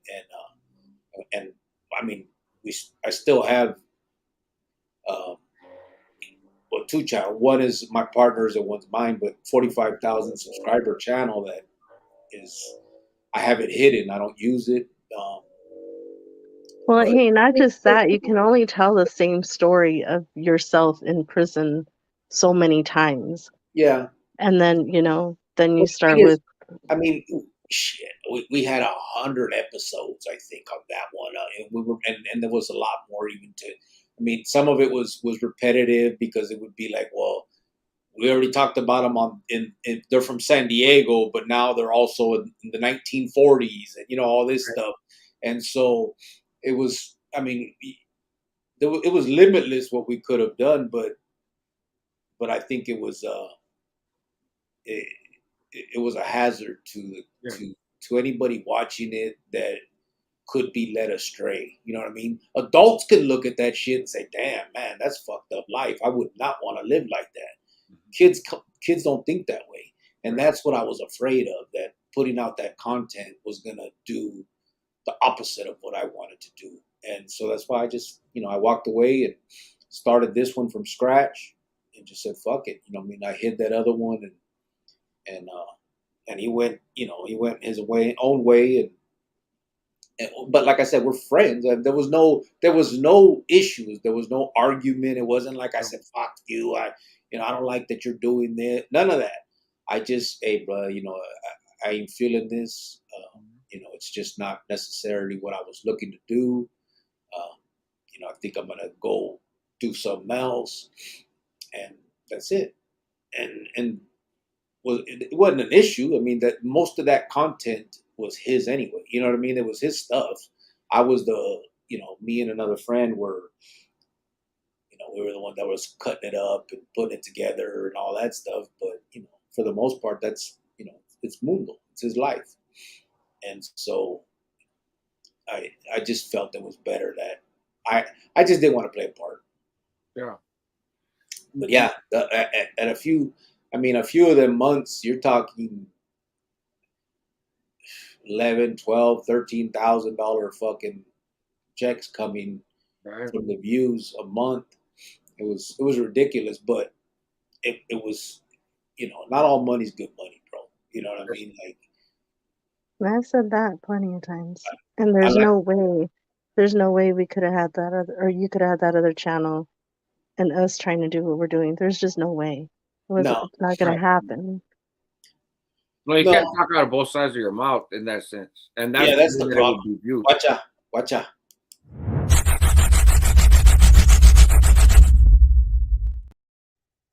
Okay, calm down, Mr. Perplex. Calm down. I still got the nostalgia. Okay, well, chill Nah, out. but yeah, it's just yeah,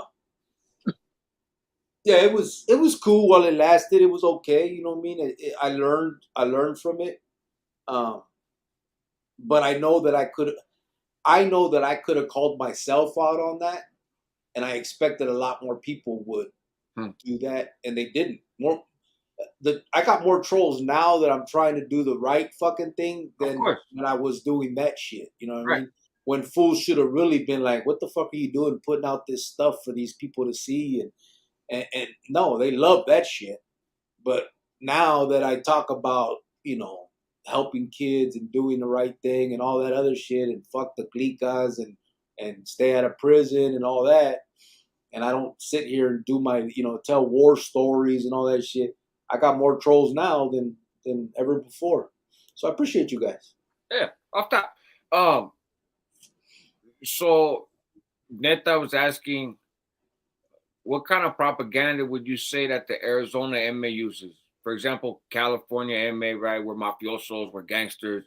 The NF, the whole betterment of the people, blah, blah, blah. AB is racial. BGF is kind of this revolutionary thing. So was there a propaganda that the Arizona MA used to reel people in? Yeah, well, so what happened was mostly the propaganda was the same as the NF almost. So the clica started a certain way and split up very quickly into two factions, which they called the old MA and the new MA. Administration called it that. the members never did. It was always just the one M, and they were fighting for who was the M, pues. And so the new M used a lot of propaganda about rape, um, the taking of goods, all that type of stuff that the old M was about. That's what they used to say. That was a big propaganda thing that the vatos used to rape the raza. They used to jack our shit. And so we split up with them and fucked them. We started doing this and that. So then as we came in, we had this cause to fight. Um, and then later you learned the truth. They were all the same fucking guys. They Right. just split into two factions. But if you're talking about taking ass, they were all taking ass in the 70s. You know what I mean? And Right. they just ended up, they found the right, The propaganda. right sales pitch. Yeah. And so it was basically that same thing.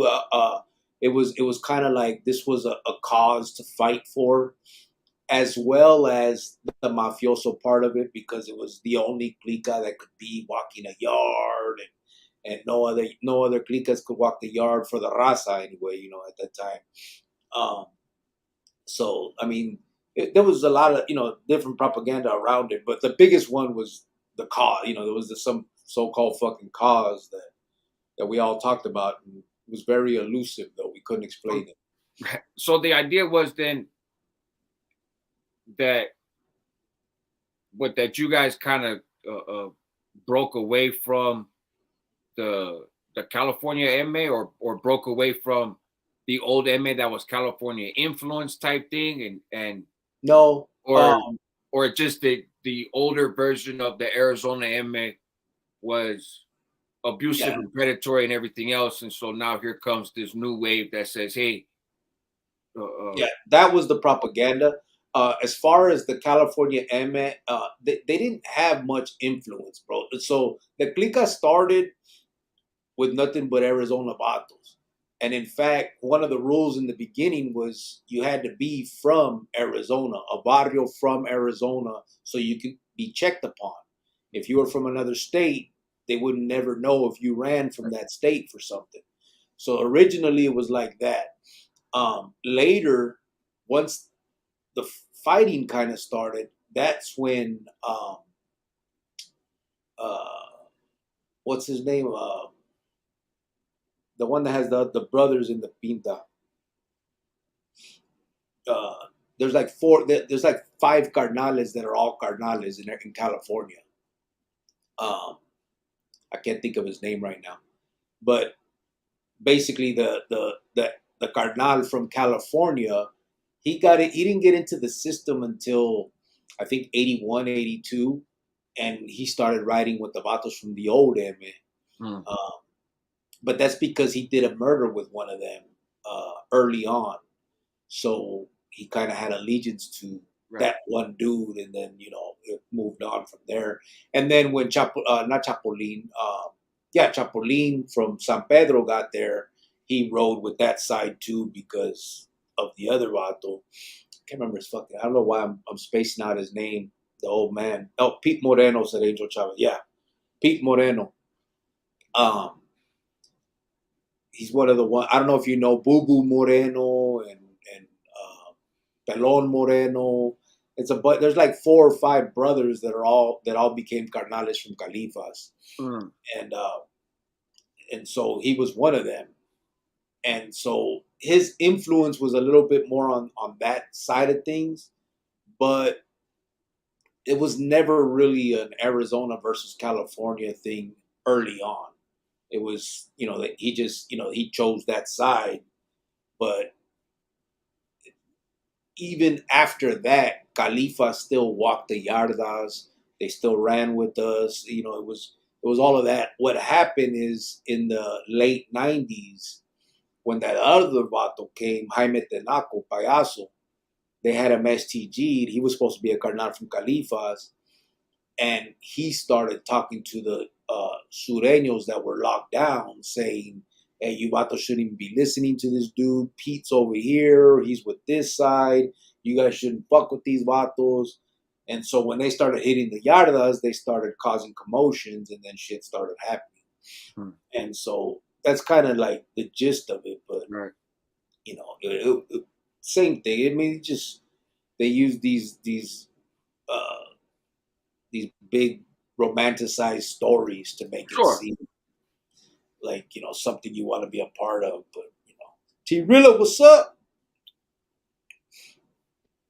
Hey, bro, don't let that. Oh, yeah, I got it. No cheap, I know, brother. I'm way back. Way back on. We got people leaving comments as of 11:07. What time is Look at Big Guy. He said, but my mom said I'm cool. it? Big motherfucker.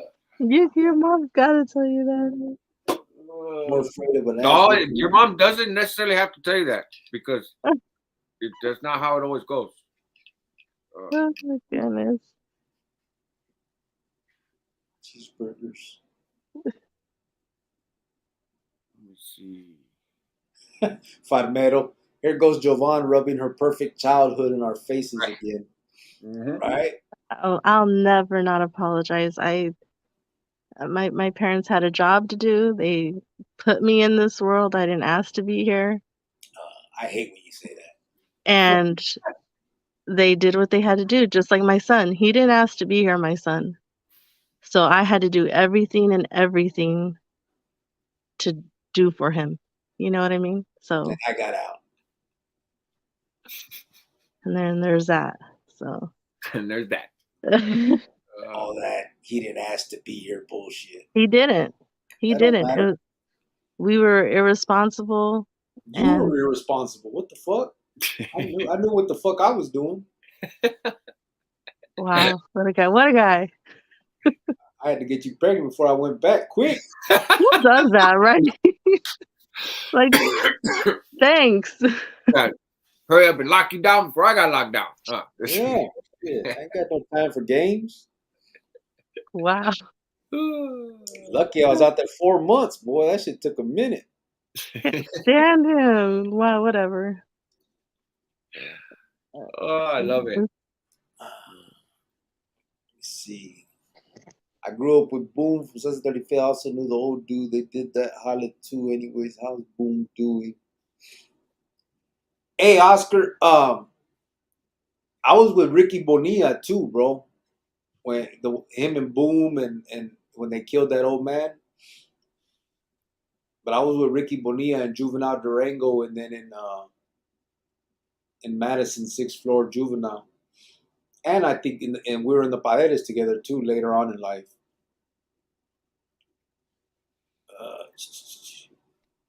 What's up, Big Mouse? I see you. What's up, Luciano? Well, Luciano, this hat's from a friend of mine, subscriber, has a store called the Pitbull Store, and so this is their logo for the Pitbull Store.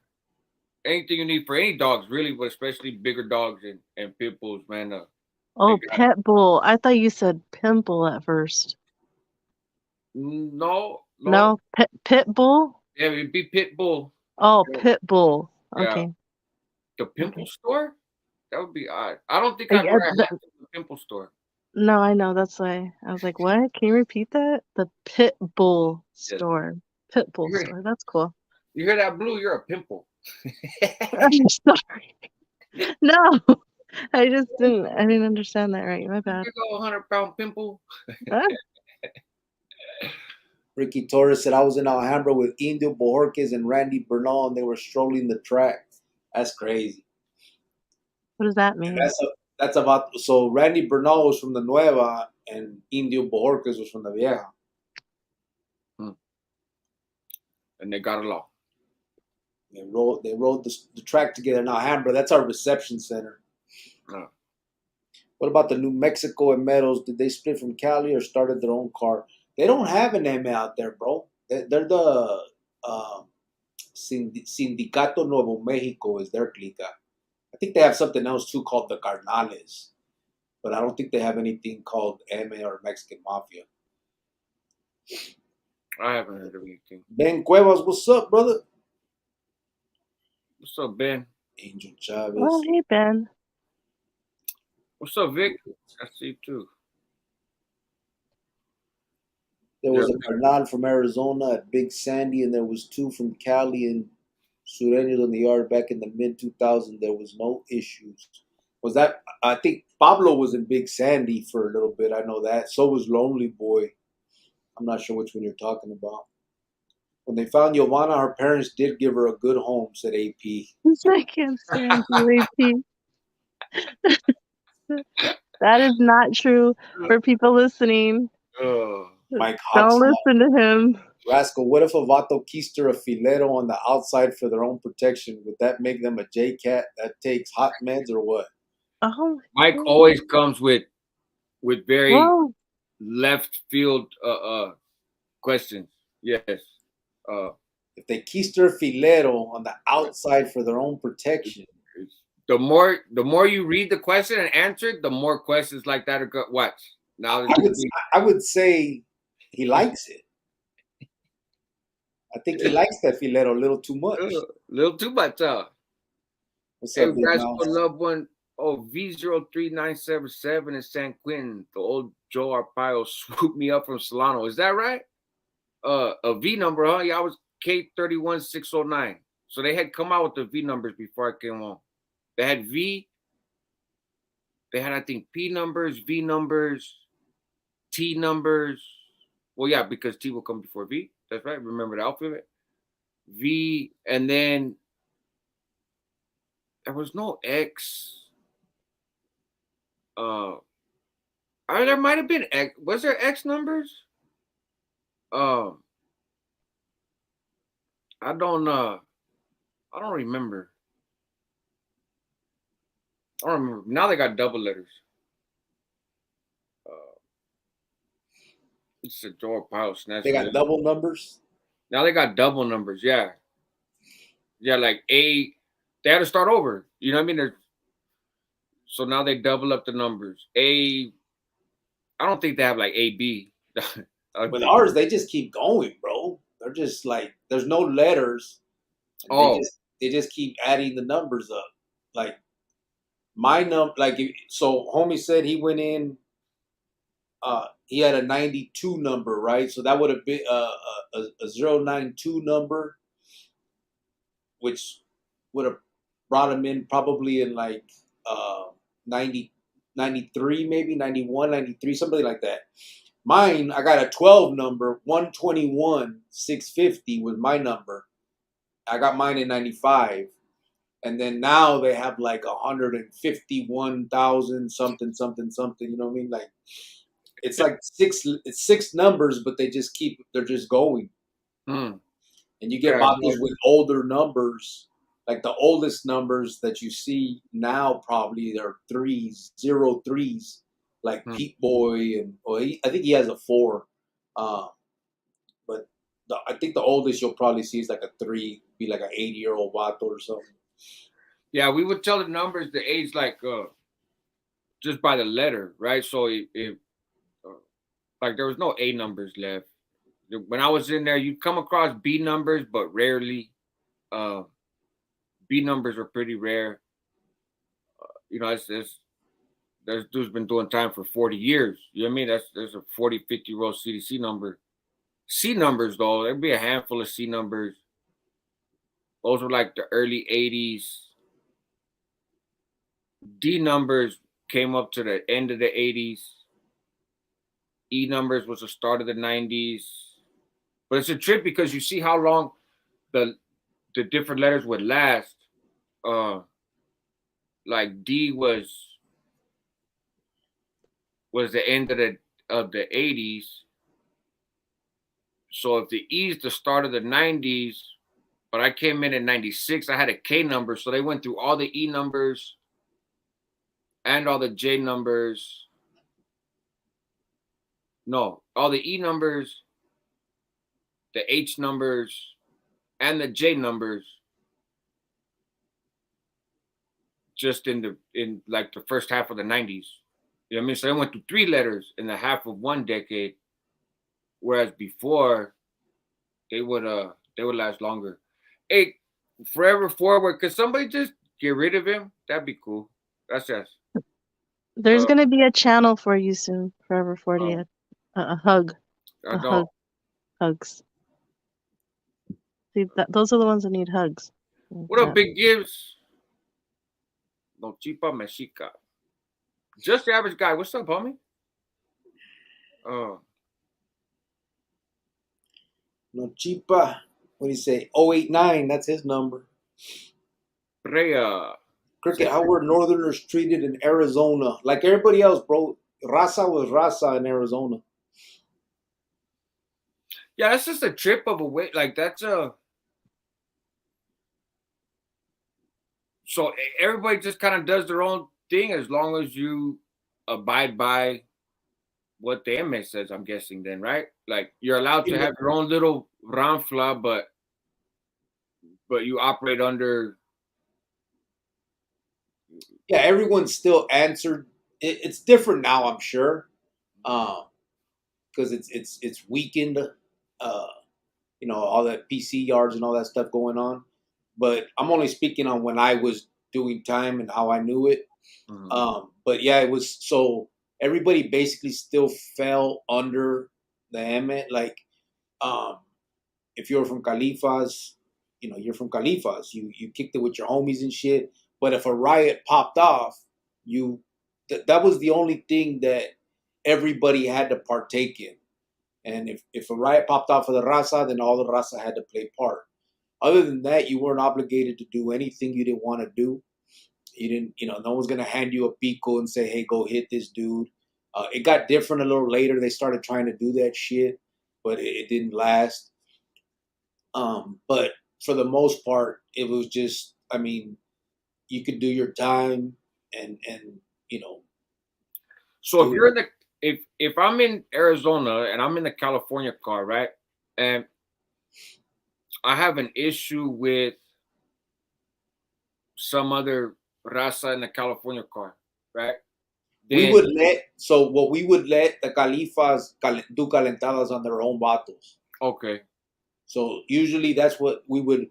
There would usually be a vato that represented that Califa's car. Okay. And we would tell him, hey, this vato needs to get fucked up, handle that.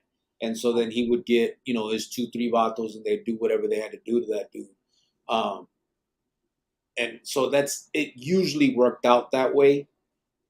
But it still fell under the same thing. Whoever was running the Califa's car was usually given that by a carnal or something. You know what I mean? Like, okay. And it got a little. It got different a little later when they started trying to stand alone, and that came with the Border Brothers trying to start their clica, that Border Brother clica. Yeah. And so at first the EMA had said, okay, you guys can call yourself Border Brothers, whatever, but no patches. There can only be the EMA patch on Arizona yards. Well, these vatos started hiding it, putting it on parts where you couldn't see it.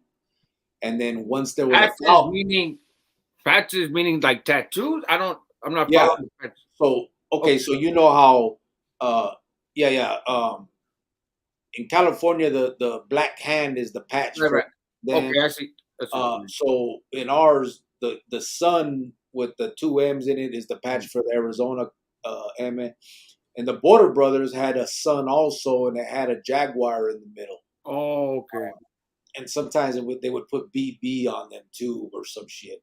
But when that was going on, when they started so after they got up in numbers, then they started being a little more out there about it. Okay. And then that's when we're like, okay, well, now we got to start hitting these fools. And so then we'd start hitting the Border Brothers, and then the Border Brothers would go tell the paisas, hey, these fucking Chicanos are fucking with, you can't let them do that to our people. Even though it wasn't a paisa thing, it was a Border Brother thing. But then the paisas would back their play because they're seeing paisas getting fucked up. And then the riots started popping. And then the Califas vatos saw that happening. So then they jumped on that. They jumped on the car with the Border Brothers and all that. So then all that stuff started happening. Yeah, that gets messy. Give me 1 second. I just got a very interesting Message.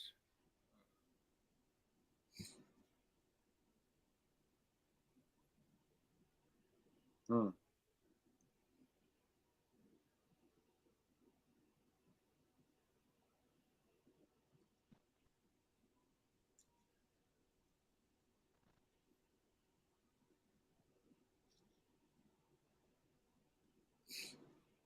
Let me see.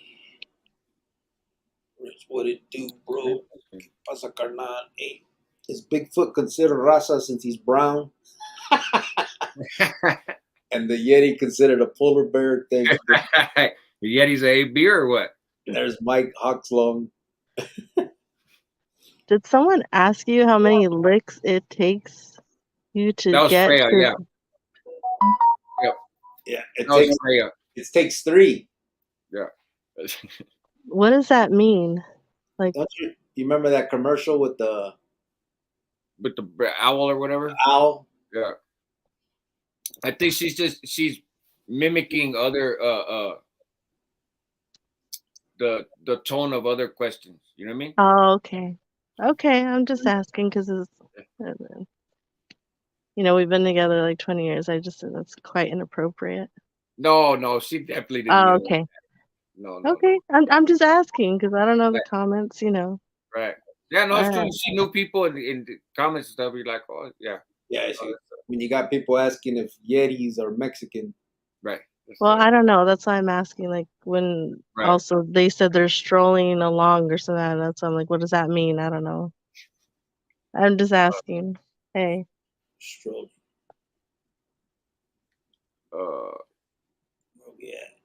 Yeah. What's up with the ranches and the homie hangout? You guys are letting people slide through. Are they? Nah, we just get to still see them. Remember, even if they knock them out. If they knock them out on YouTube, it'll show them gone, but it'll still show us over here. Gotcha. What's up, Hayward Native? I seen AC Lopez was telling Rich, "What's up, Rich, with the feet? Oh, no spider. Oh, the little knife." The what? He said, "Rich, come on, bro, with the little knife." Right. Gracias, Palmetto. Palmetto said I whacked that dude at school.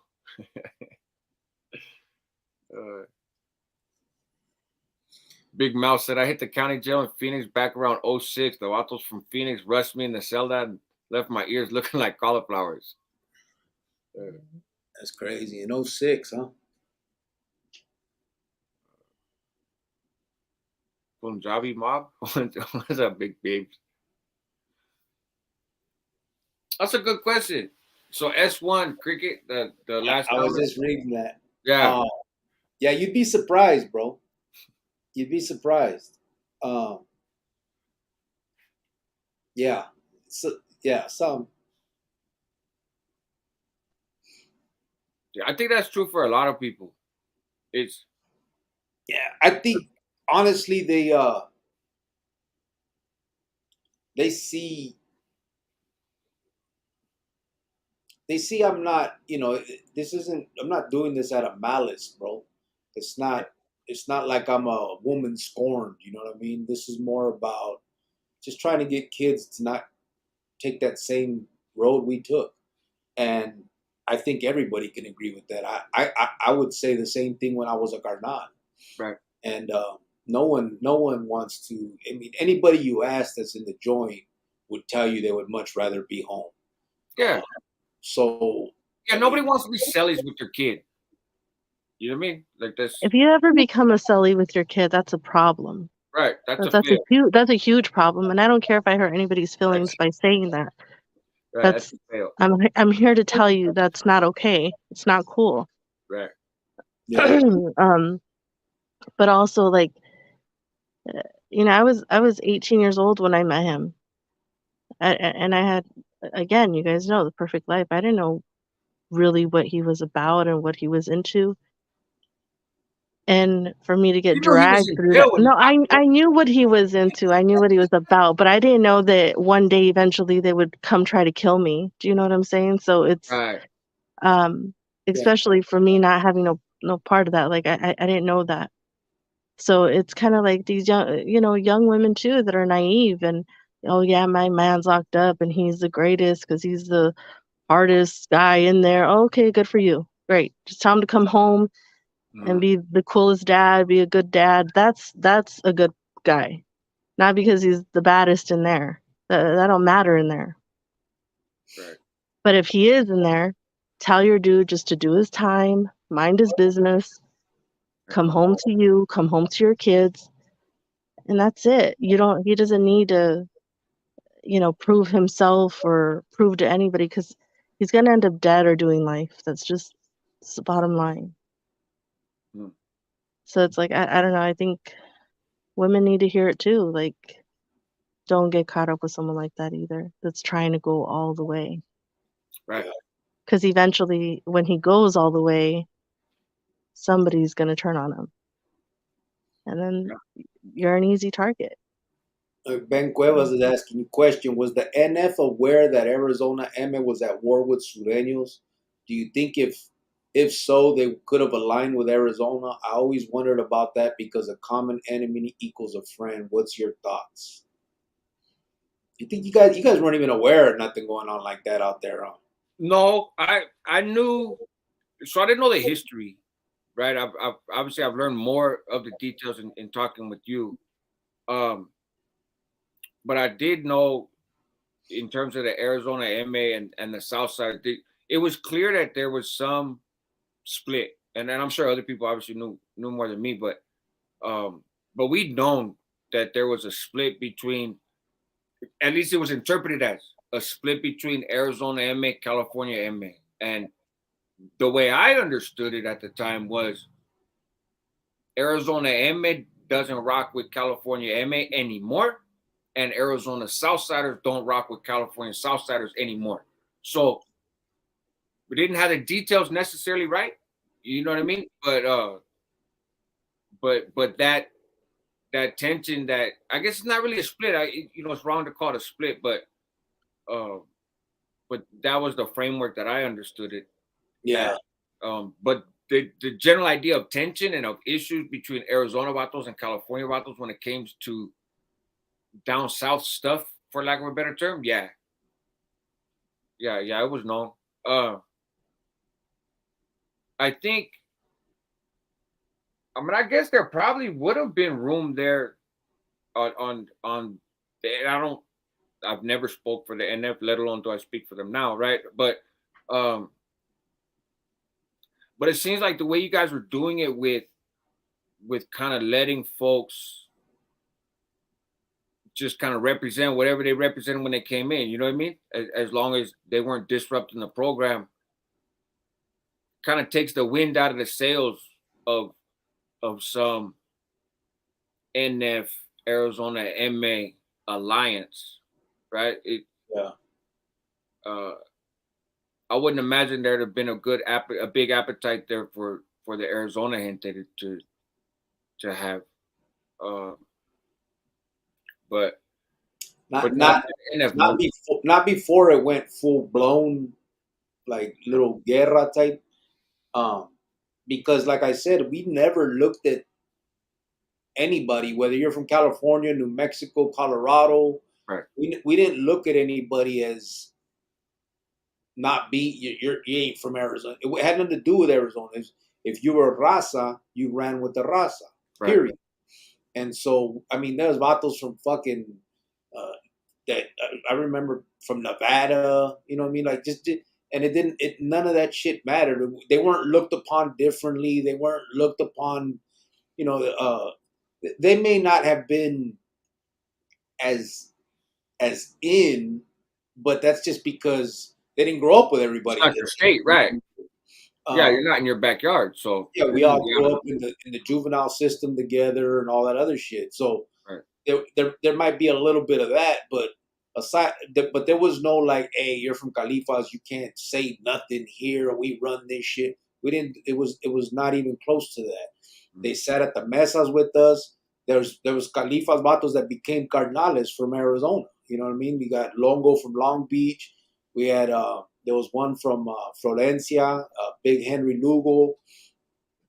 Big Mondo was from Bowling Park. Mhm.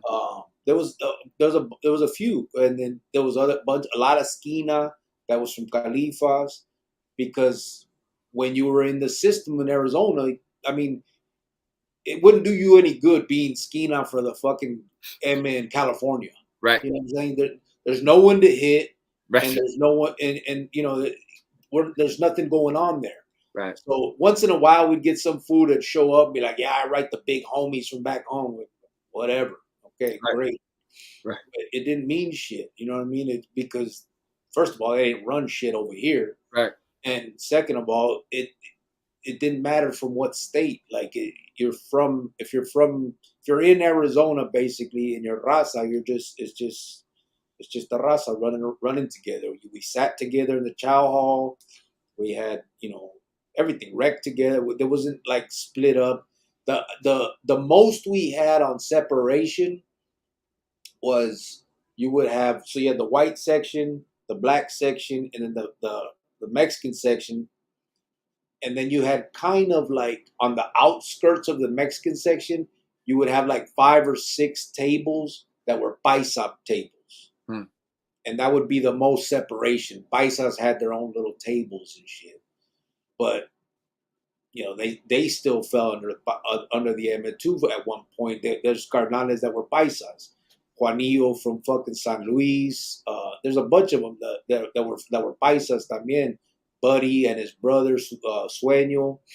So it just didn't, to us, it didn't occur to us that because you're from Califas, we're enemies. Not at that time. It came later.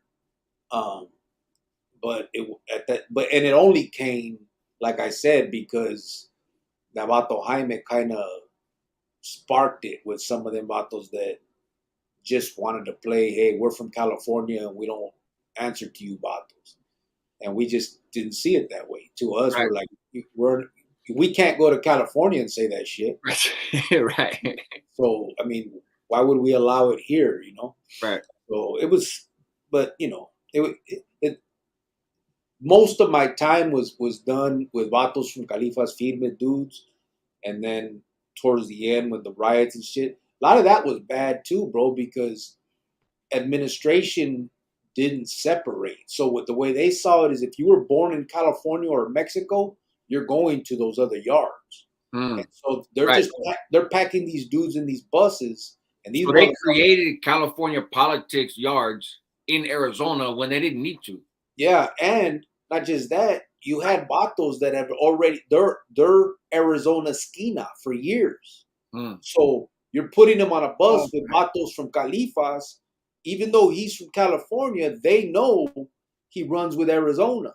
So now these vatos are setting it off on the bus on the way to their new yard, or when they hit the yard, they're fighting each other on the yardas, because you got Arizona Califa vatos and Califa vatos. Right. You know what I mean? It was just crazy. And then you had same thing with the Border Brothers. The Border Brothers from Arizona didn't like the Border Brothers from California, and they would fight each other. Like, what the fuck? You're all from Sinaloa. Right. I was gonna say that makes even less sense, because the whole idea behind the Paisa car, right, is you don't even fucking claim the United States. Yeah. So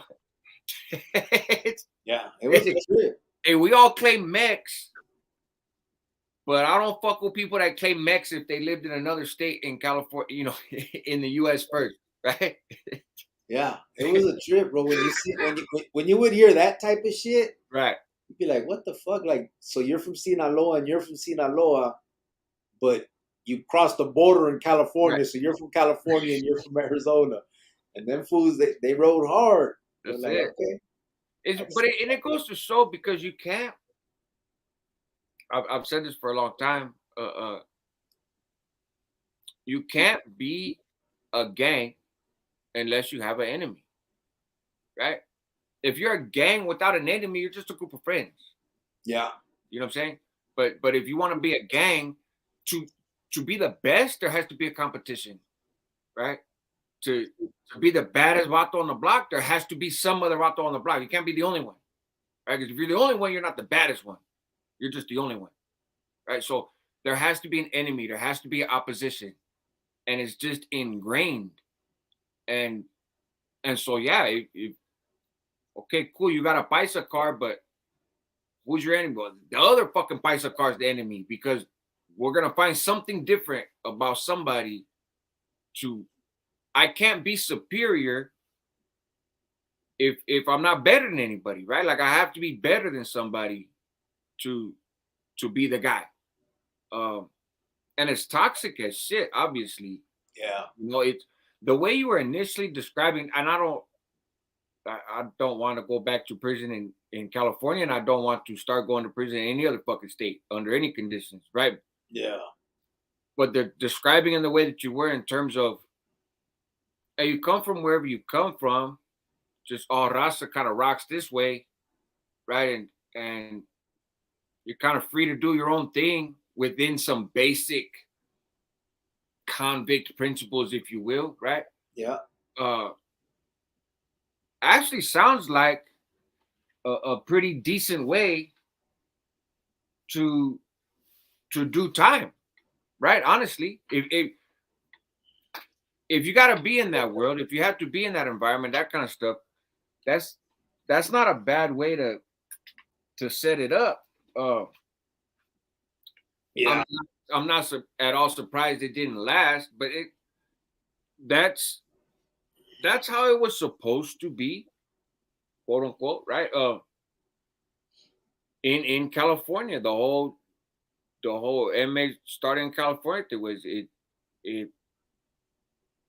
You could rock with all raza was now protected and looked after. I think the only difference is, I don't think them motherfuckers ever believed it.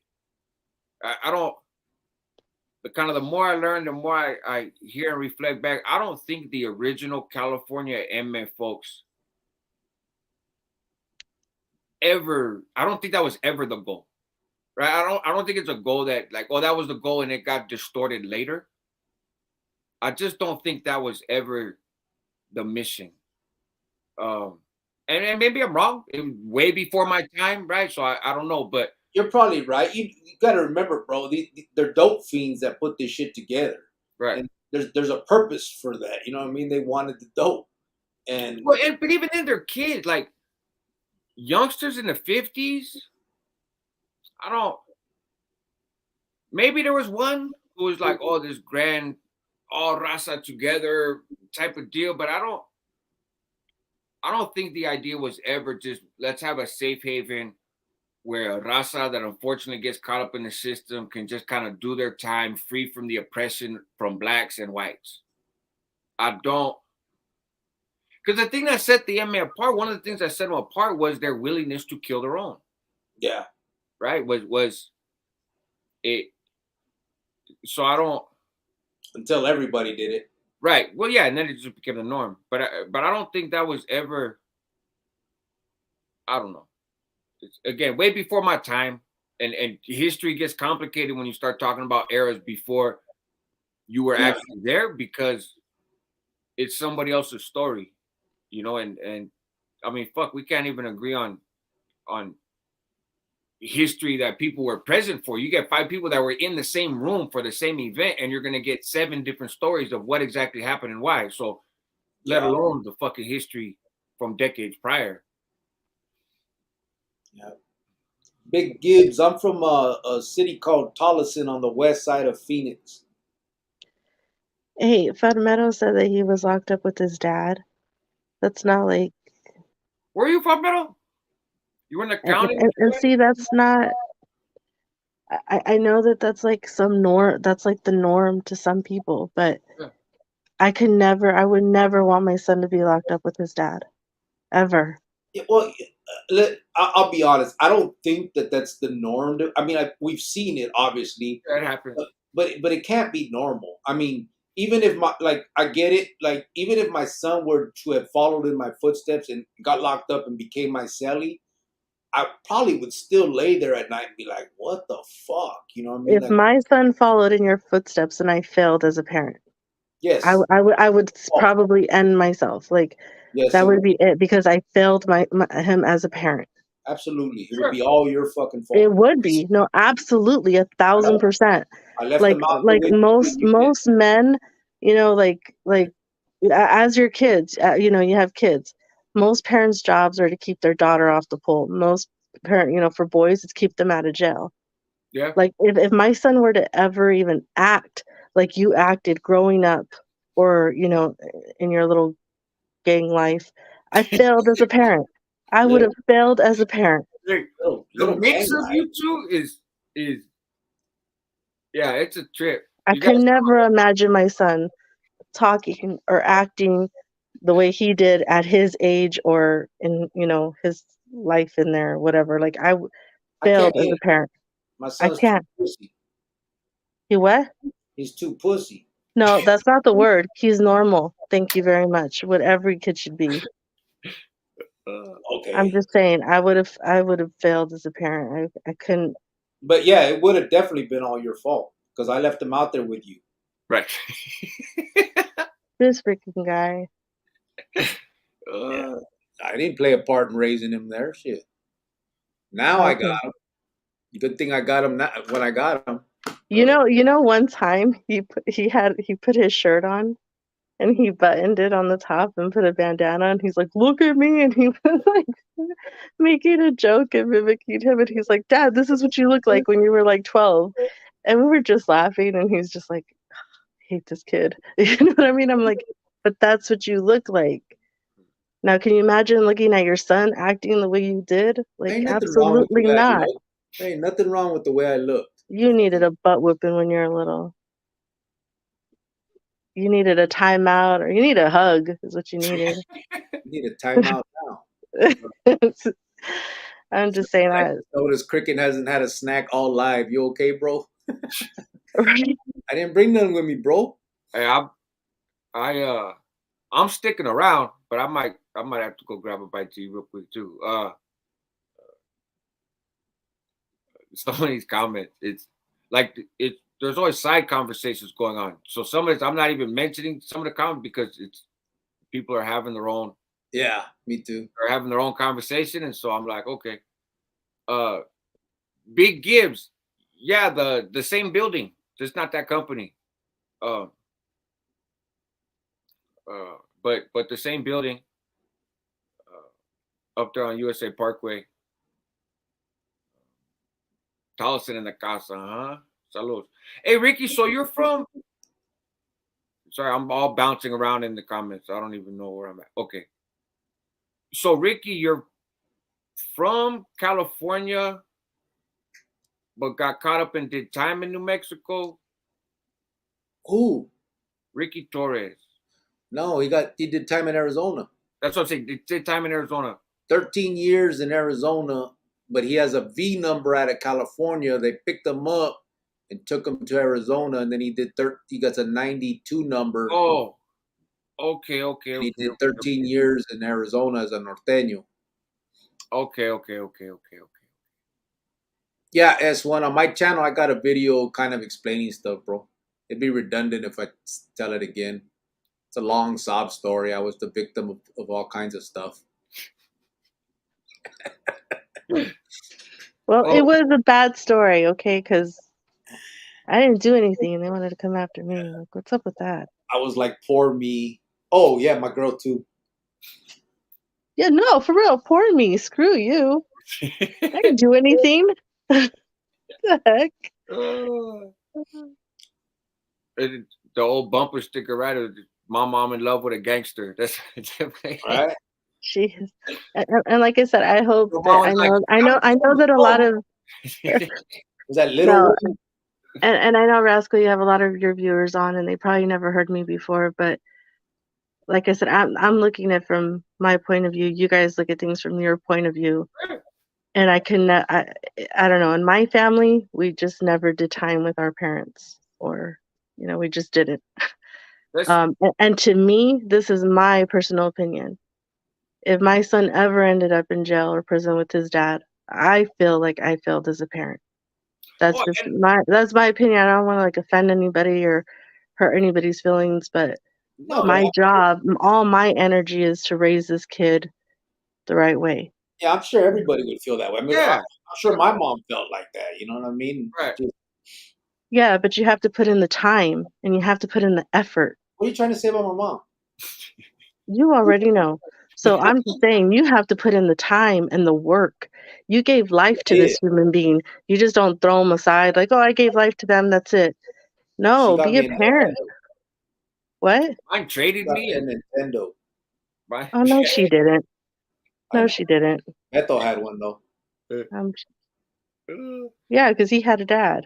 Luciano wants a shout out. Luciano. Luciano Let me wants get a a shout shout out. out. Why does he always want a shout out from me? Because of the way you say it. Oh, shout out. That's just all subconscious. How do you say it? That dude, I don't know how. Shout out. Mike Hawkslong said that dude Mundo said the California dudes were big time cheek busters in the Arizona jail system back then. Is that true? Not just the California dudes. Well, I don't know if he said that, did he? But what I do know is it's not just the California dudes. The Arizona motherfuckers were cheek busters back then too. Everybody likes to pretend like that shit wasn't going on because they're they want to look at these dudes as these fucking gods that they look up to, these legends supposedly. But these fucking dudes were fucking dudes, nonstop, left and right. They had broads on their on their shoulder. They or what they called broads. And so yeah, that's absolutely true. Okay, well, hold on. AP is he's calling me out right now. He's calling me out. What do you say?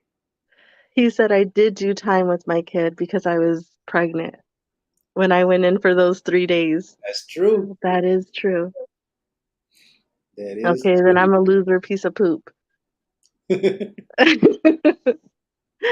I was 9 months pregnant and did 3 days in jail because of cricket. Not because of me, because of you. Because of you and your stupid little friends. That's why. You made your own decisions. You knew I never lied to you. I didn't pretend I was some good guy.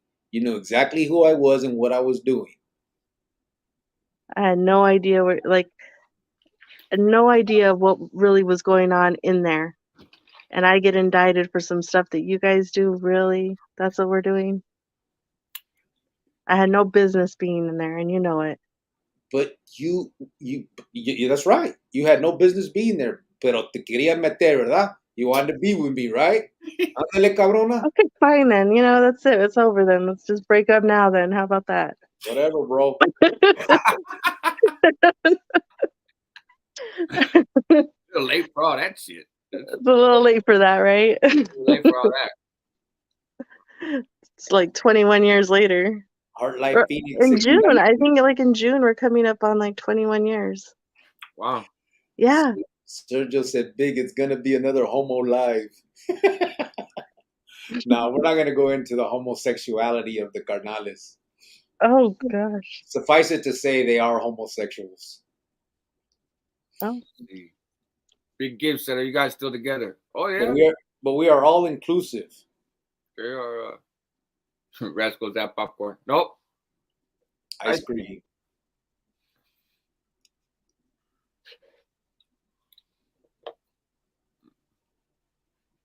Oh, yeah. According to the police, you were guilty by association, Sergio said. Yeah. What's that? Check 805? Listen, she plays victim, bro. What? She plays victim, but she knew what the fuck I was doing out there. I never did drugs in my life. I never knew what half of the drugs looked like. I never held drugs in my life. I never did anything like that in my life. And here I am being indicted on drug charges because of this guy. Did you know I was out there committing murders? I did know that. What could I do about it? You should have talked me out of it. You're so stupid right now. You wouldn't have listened. Shut up. You don't know. I was in love. Seriously, if there's any 19-year-old girls listening, please just leave that Vato Toco Loco alone, okay? He's no good for you right now. He's no good for you right now. You don't want to go through it, girl. Don't do it. Don't do it. Hey, please. Please. Don't do it, girl. So if any girl's listening that's 19 and don't do it. Don't do Like it. Farmero, to clarify, I was not raised by my dad. He was also a norteño. We both ended up in Monterey County Jail in Cape Cod that housed majority of active norteños in Salinas. There's whole families in the gang. That is true. And he said, since Jovan wants to parent shame. I'm not parent shaming. I'm just saying. Oh my God. Don't we all want our kids to be We do. like a white little fence? Don't we want that for our kids? Honestly, don't we? Of course. Of course. So there we go. Look at Sergio said, LOL. So it's white fence's fault those people got whacked. Oh. Okay. I wouldn't go as far as saying that, but I would say that she would have had a huge say. Okay, first of all, don't even go there because I wasn't okay with that. Don't even do that to me. Which one weren't you okay with? I wasn't okay with any of it. What's your problem? This is getting complicated. Okay, that's what we're doing. Why didn't you call him and tell him? I did want to call him and tell him. But why didn't you? You're so dumb. Yeah, now you're playing. I feel like there's a conversation underneath the conversation here. Oh my goodness. Nah, I'm just playing. What was crazy, bro, is she was young, so now when I look at it, I know why she was the way she was. But at the time, I'm like, damn, I got a down bitch. You know what I'm saying? Like No, I didn't like what you did. I was just in love with you and I wanted to be with you. Despite of all your errors, despite of the bad things you were doing in this world. No, I know. But what I'm saying is that in my mind. But at that time, the way that we're brought up and raised, yeah, you're like, damn, I got a real one. Yeah, she ain't tripping. She ain't talking shit. Yeah. Like I can go out and whack somebody and come home and she doesn't bitch at me about it. You know what I mean? It was like, it's what I need. That's what I needed to have. You know, I wasn't trying to come home and fight because you're mad because I went out and did something. Like I wasn't out at the club. I wasn't out with the bitches. I'm out hunting every night. You know what I mean? And she knew it.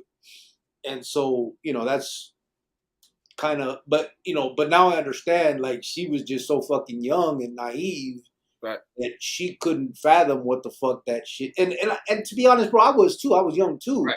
I mean, so I couldn't fathom what it was to take a life. You know what I mean? It was easy to do, and it became easier because you just do it. But like to look back on it, it's like now. Oh, that shit hits later. Yeah. Yeah, I wouldn't know. Like right now, I wouldn't like. That doesn't even cross my mind, bro. You know what I'm saying? Like that's not a consequence of messing with me anymore.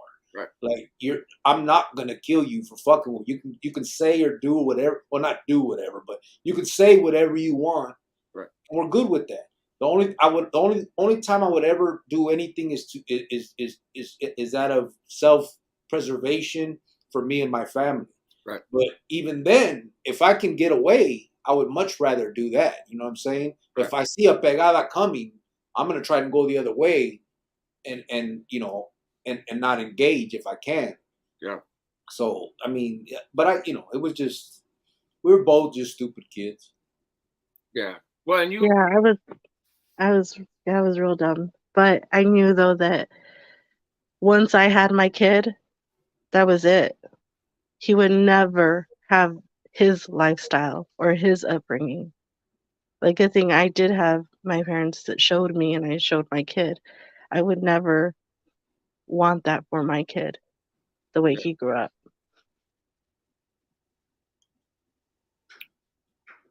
Rich said, question for Cricket, did people rock the Mongolian there? What was it? Did people rock the Mongolian hairstyle in Arizona? No, I've never seen that, bro. Only time I ever saw that was on, I think, Kickboxer. Hell yeah, we talked about that the other day. Bloodsport. Bloodsport, yep. I've never seen anybody wear that. No. even norteños that came out there didn't have that, But I don't know how far removed they were from. Well, and a lot of there's plenty of people that Northerners, Norteños, you know, active. The term active is weird to me, but affiliated and in the mix for decades and decades and decades and never had a Mongolian. And then there's dudes that never went to jail and just had a Mongolian on the streets. What's a Mongolian? It's a hairstyle. It's that hairdo where they just got like a trenza up here. Mm-hmm. Oh, okay. Put a bowl on the back of your head, shave all your head except for what's in the bowl. There you go. But that's how we did the outline on my Mongolian. Not everybody necessarily does that, but when are Cricket and Jawan having another baby? Good question. We wanted to, but I don't know. I think we're kind of old now. You're old. Fuck you. I'm gonna keep shooting. If it happens, it happens. There you go. The white fence, was she a straight person, not a homegirl at all? Yeah, she wasn't, bro. She was a normal, like a normal person, normal kid. Yeah, she was like. Well, the idea of normal and not normal is. Yeah, and I don't want to, because I don't want to say normal. What I want to say is she didn't grow up the way we did. She grew up in a barrio, but she was like hung out with the white girls and shit and all, the Mexican white girls and all that stuff. It just wasn't part of that cultura at all.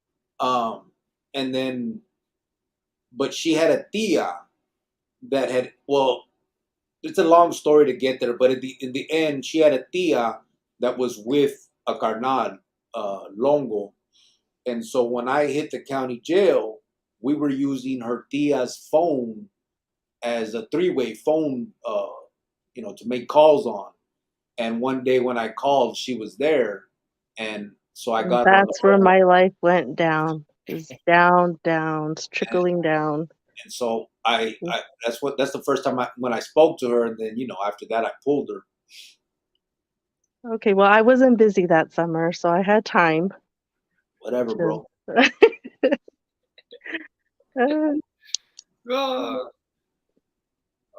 You guys are a great couple. But yeah, no, I wasn't.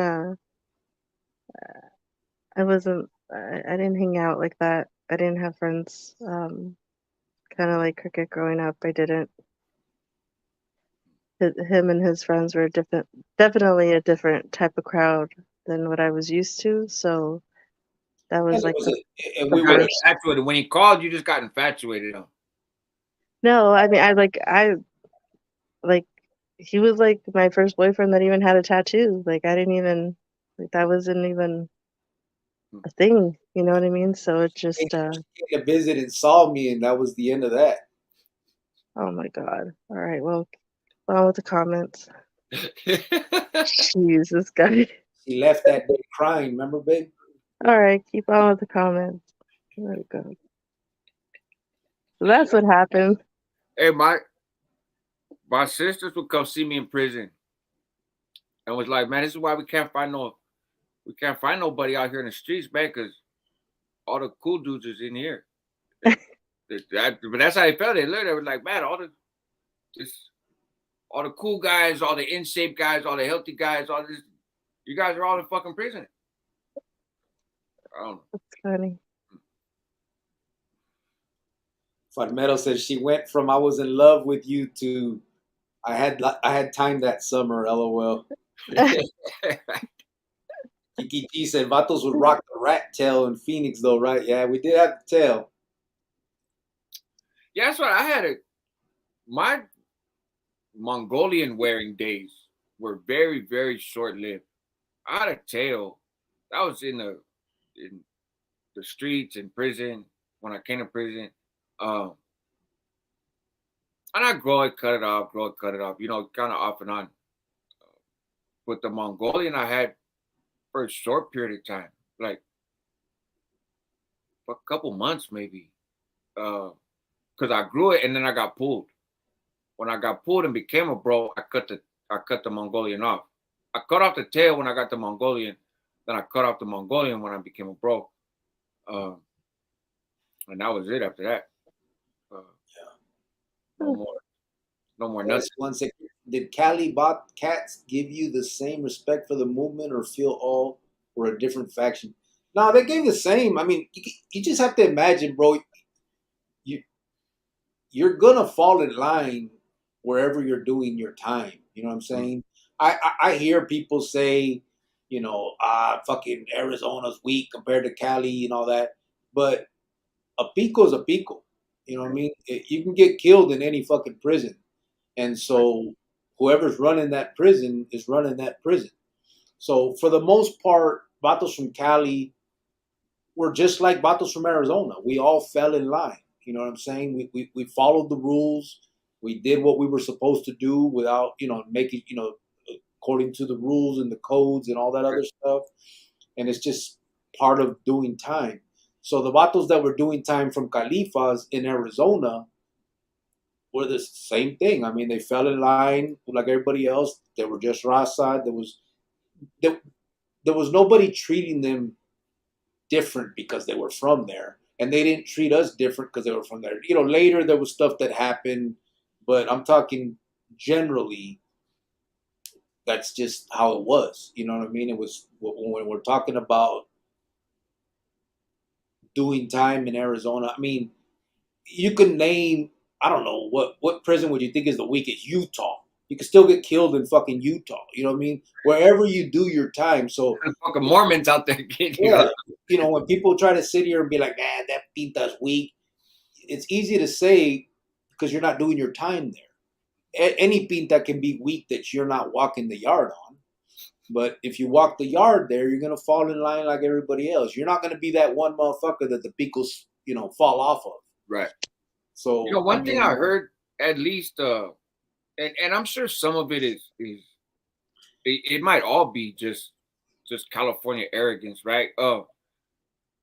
But in terms of how prison systems work, I've heard from folks that have done time in a lot of other states, right? And then also done time in California, that coming up and doing time in California, the sophistication, for lack of a better term, right? Mm-hmm. Not just in terms of the convicts, but also in terms of the administration, right? So navigating CDC, the just kind of the sophistication, right? And I don't say that in a romantic way. Yeah. A lot of other prison systems just aren't that sophisticated. So you can get away. If you figure out how to do time here, right? Like here, I'm in Nevada now, but other systems are slower, right? Yeah. The administration is slower. The security is more lax. You have access to stuff in other states and other places that you don't hear. So that by extension means that folks used to doing time in those other states, still killers, still all that stuff, of course, right? But you get to operate in a more lax environment, sort of, and so, I don't. Does that make sense? Yeah. Because I've heard the same thing when they started doing the interstate compact and sending people out of state. Mm-hmm. I remember one, Mean Gene, he got sent to Kentucky, and I remember him writing back being like, "Bro, this pinta's like Arizona 15 years ago." Yeah, and I'm sure Arizona was probably behind Califas a few years too. You know what I mean? Things are figured out. I wonder why that is though. Right? I wonder what is it just because is it an older system? It can't be, right? I mean, they're all the same, right? They all started, or is it just more people, more? Well, I think having to figure shit out to hit each other and stuff like that, or I think the gang stuff. So I don't think you had a whole bunch of prison gangs in Kansas in the 50s. You know what I mean? So I think that's part of it, right? California was very conservative in terms of correction stuff, right? As much as California is this liberal state and blah blah blah, and all this other stuff, right? And in some ways, there's truth to that. Yeah. But in terms of policing and that kind of stuff, California's always been on the more conservative end, right? And the correction system, and skyrocketed building fucking prisons, right? Like went from only a handful of prisons to more prisons than universities, right? So I think a lot of it has to do with the interplay, the relationship between those doing time and those running the system. The government. People are always gonna try to, you're doing time, you figure out a way to get around the system, right? Oh, my bad, not Kansas, Kentucky. No, you're doing time. It's the cat and mouse game, right? You figure out a way to accomplish your goals and beat the system, get over on the man. And so the more difficult the man is, right, then the more kind of creative you have to be, right? And I think just numbers, California's prison system, it's a lot of they started putting a lot of people in prison. And the politics got ugly. And so and I know there's other states that are like this too. I don't think California's not the only one, but I think there are a lot of states where it's not necessarily like this. And probably especially going back to the 90s. So figure those people were talking about doing time in 70s, 80s, early 90s, maybe, right? Yeah. Which was a different era in the California system, certainly than it is now. And I think a lot of states have caught up, so to speak. Some of the more like rural states or whatever. What's up, Vegas Profile Stories? Good to see you, bro. At least in the 90s. I don't know now, because now things are different, right? But in the 90s, you go to prison in California, no matter who you are, no matter what part of the state you come from, no matter your race, no matter your lifestyle in the streets or whatever, you have to learn to some degree how to navigate prison politics, even if you're not politicking. Yeah. There's a lot of politicking going on around you. So this idea of, I'm just going to hit the yard and kind of do my time in the way that works for me. That's at least on the higher levels, right? Like level 3 yards, level 4 yards. That's not true for anybody, whether you're a fucking gang member, not a gang member, a killer, a bank robber, no matter what, right? Unless you're on some PC yard, which that stuff works different. I don't know how their dynamics are, but in a general population place, you gotta learn some basics on navigating prison politics, right? And I think there's a lot of other states. I wouldn't be able to run through a list of which ones do and don't, but I think there's a lot of other states where that just wasn't a factor. Now, people there did politic, I'm sure, but I think there's places you can go do your time, either yards you could go to or prisons you could go to, or entire states almost, where if you're just an average Joe that wants to do your time, you can go in there and just do that. The idea of like, oh man, just mind your business, go to the law library, read a book, and kind of don't gamble, right? Don't gamble, don't get into debt, and everything's gonna be just fine. You don't have to worry about anything. That's just not really been the reality of doing time in California for a long time, and I think that's part of the difference. It's just, again, in Kentucky, I would imagine in the 90s, you go to prison in Kentucky, you just fucking, I'm just some fucking dude that stole a couple cars and now I'm in the joint for a little bit. But hey, man, I wouldn't understand if I'm mind my business, or I'm gonna go over here and read the Bible, or I'm gonna go get this hale or whatever. okay, fine. Now, if you were in the mix, selling dope or on some racist hype or rocking with some ranfly in there, then yeah, you would have to politic. But I don't think it's as serious. Nah, it was. I remember he said, I think it was like majority negro, Yeah, and so there wasn't really like ramflas like that. You know what I mean? yeah, Um,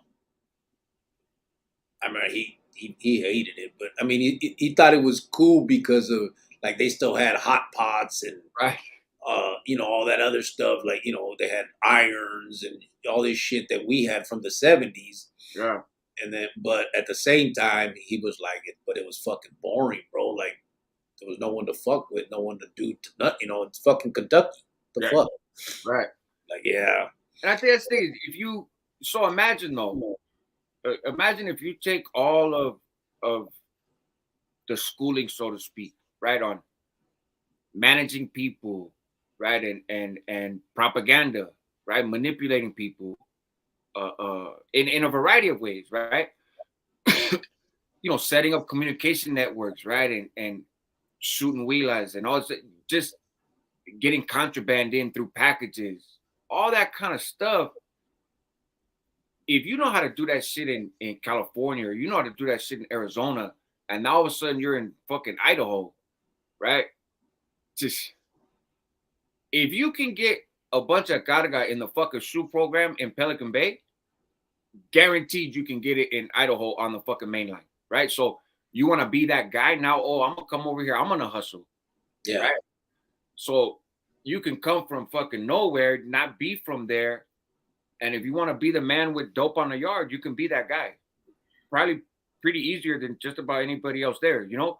And if you want to start organizing people like that dude that went to Arizona and started whispering in the Southsiders' ears, right? Hey, right? yeah. It didn't work out so well over there, right? Because there's already a level of sophistication in existence. There's already a group, right? There's already somebody in play.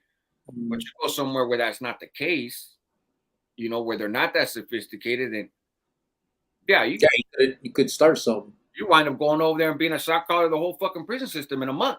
Yeah, But again, like to your point though, that doesn't mean you can't get killed over there, right? Like it doesn't mean they don't have homicidal maniacs walking around the yard over there, just like they got homicidal maniacs walking around on the yard over here. But doing time and navigating what? And you know what's even? I think it's a little. Now I'm going off of what I've learned from other like states, pintas and shit. But like in Arizona and I believe in California too, everyone knows when someone's gonna get hit. You know what I'm saying? Like Oh you'll yeah, come out in the morning, hey, the Mexicans are gonna hit this vato. right. Every because it's already gone through the proper channels and gotten the permissions it's had to get. Right. Some of them other pintas, bro, they don't go through none of that shit. If you get mad, you just grab your pico and go out and hit a motherfucker. Right. And no one would know what the fuck was going on. There ain't none of that ask for permission shit or Right. nothing like that. So them dudes, like when you talk to the vatos from like, so there used to be in DC, in Washington DC used to have their own state pinta before they would send them off. It's kind of like a state pinta. It was called fuck, I can't remember the name, but they shut it down and started sending the vatos into the feds, right? But back in the day, so when you talk to them, DC's not even a state. I know, but they had like I guess it would be called a fucking city pinta. I don't know, but it was where they would do their time. Someone's gonna say the name. I'm sure they'll remember. But when you did your time out there, well, yeah, Big Gibbs said it was a city jail. Okay. Yeah, so it was called, I can't remember, Harlan, some shit like that. But they talk about it was crazy. They had to shut it down because them fools were just fucking killing each other. Like, and then in the feds, bro, I've heard carnales say, if you get in an argument with a vato from DC, just kill him.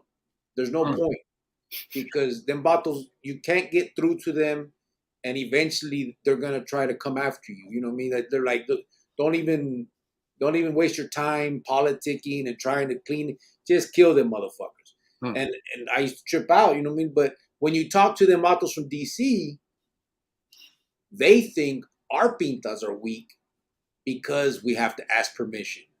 They're like, you motherfuckers gotta ask someone permission to kill somebody, and we just. But then you look at their pintas and they're gunning broads down and shit. You know what I mean? Like pulling out their dicks and shooting, doing all that crazy shit that we look upon as like, man, that's JCat shit that we'll hit you for. And so it's just all, you know, it's so crazy, but everybody believe, like, if wherever you did your time, you think everywhere's like that. It's just great. But yeah, that fucking, I can't remember what it was called, but that fucking pinta, I've heard like a lot about it when I would talk to them DC cats in the feds, and they just said that motherfucker, they had like fucking pistols. Yeah. They had all kinds of, they're going crazy. They had to come in and shut it all down. Yeah, they had I did this story on this Georgia prison, right? Not even so much a story on prison, just these group of dudes. This fucking guy, he what's up, Jojo AZ? Jojo. All right, Palmetto, good night, homie. He he said hold on. Have a great night, white friends too, I guess. Okay, you too, Palmetto. You have a good night too. Okay, we'll talk later. Bye. Bye. But they this spot in Georgia just recently, right? Like, you know, right now in this time frame, last year, for the last few years though, this fool just had like some robberies, some armed robberies. You know, that was his gig. He went to the joint, he had some armed robberies, and he wound up organizing what I call a contraband gang, because I don't know what else to call it. Right? It's the way that I read it, at least. And bro, they had drones that were dropping in like gaming systems, but the COs there got like, they got PlayStations for the thing to try to keep people from hurting each other, right? And so then they found a way to use the PlayStations to fly drones, like hack into drones, and their whole thing was walking around in what is that, the Saint Laurent, the Yves Saint Laurent thing, the fashion, the European fashion, the YSL, but the actual clothes, not the rapper. Yeah. I know stuff. Actual clothes, like, and their whole purpose was they ran drugs in there, right? But also designer clothes. They walked around in fucking Gucci slippers and designer pants and shirts and like Rolex watches. And I'm looking at this like, it would never happen here. Like, you don't, that's just not a thing. You know what I'm saying? You're not gonna walk around with Gucci slippers in prison in California. I don't give a fuck who you are, right? Their system is just set up different. But they're pulling COs, they're pulling girls. These girls are becoming COs a month later. And now they're working at the prison, bringing them in stuff. Same thing. That's not gonna happen so fast in California either. So just the way they work is I don't know. I'm like, what the fuck, bro? All that. And they wanted whacking people. They were killing people in the streets. They killed the female CO that used to be the first lady of the gang, and she got fucking whacked. They whacked some old man because they mistaken him for a CO that worked there that wasn't bringing in contraband. There's all kinds of weird stuff going on. It was called Lorton, that prison. There you go. Lorton. It said it became known for its deplorable conditions and severe overcrowding. Big Mouse 12 said they were behind because they got cut off khakis with long striped socks, and that was already played out around early 2000 in California.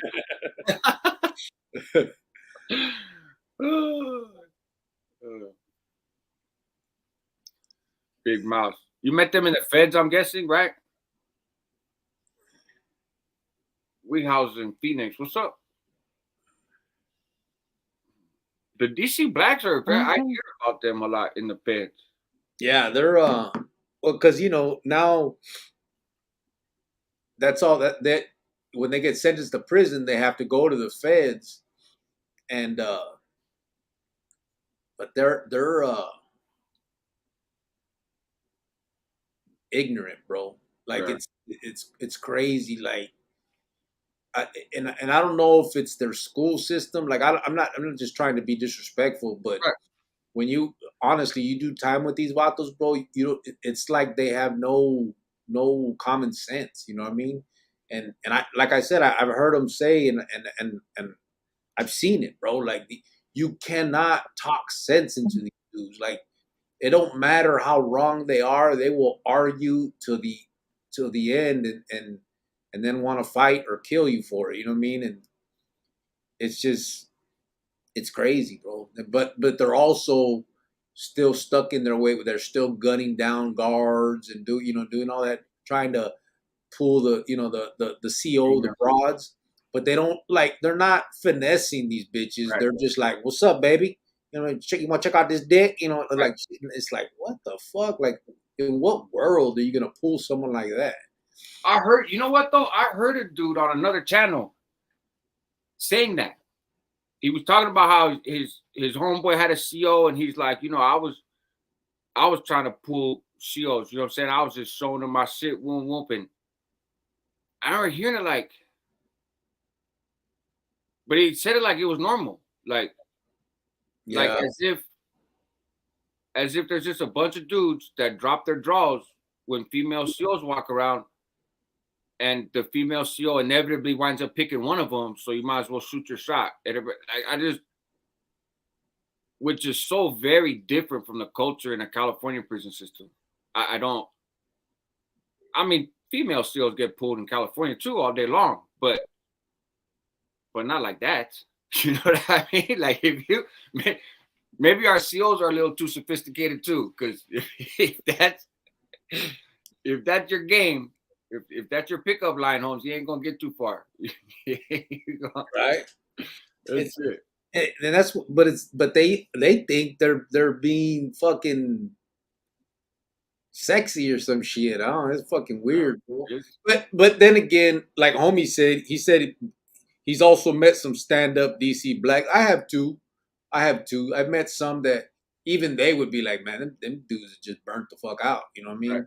And I've met quite a few good ones. I won't name names because people will talk shit. But Cricket, do y'all report to big homies in the Bay, or is there a different structure in Arizona? Not to the Bay. We have something called SMU2.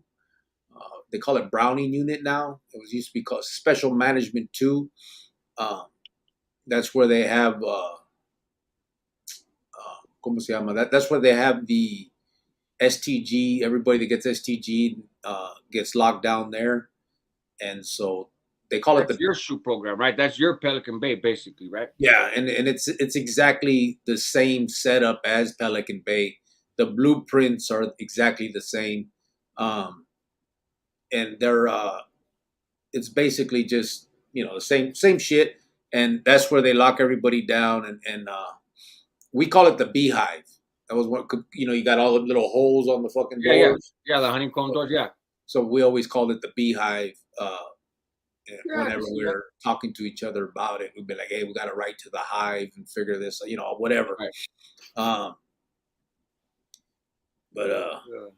Yeah. Hey, I'm at like 2%. My phone is gonna die, so I'm gonna just say get good night to everybody. You missed a bunch of comments up there, but it's okay. I know that there's a lot. Luciano, no, we're not gonna name our next baby after you. Just saying. No, Luciano. Wife is like, I can't answer all the comments, but I'm gonna respond to that one. That one. No. I think S1 asked, how can you judge someone if you ain't from the streets? Well, I grew up like in the neighborhood. I grew up in the neighborhood. It started getting bad once I started going to high school. But just because I was from the neighborhood, my parents didn't let us act like we were from the neighborhood. Mhm. And I saw what with like the little gang members, what it was doing to them. They weren't in sports. They weren't getting good grades. They weren't getting awards. They weren't. So, yeah, I'm not gonna follow in those footsteps. I got And even if I wanted to, my parents wouldn't let me. Mhm. My dad and my mom, they wouldn't let me.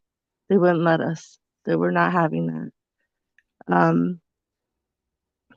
I got a So friend. so no, it's like I can't. I'm judging it because it's like, uh, us parents just need to do better. You know what I mean?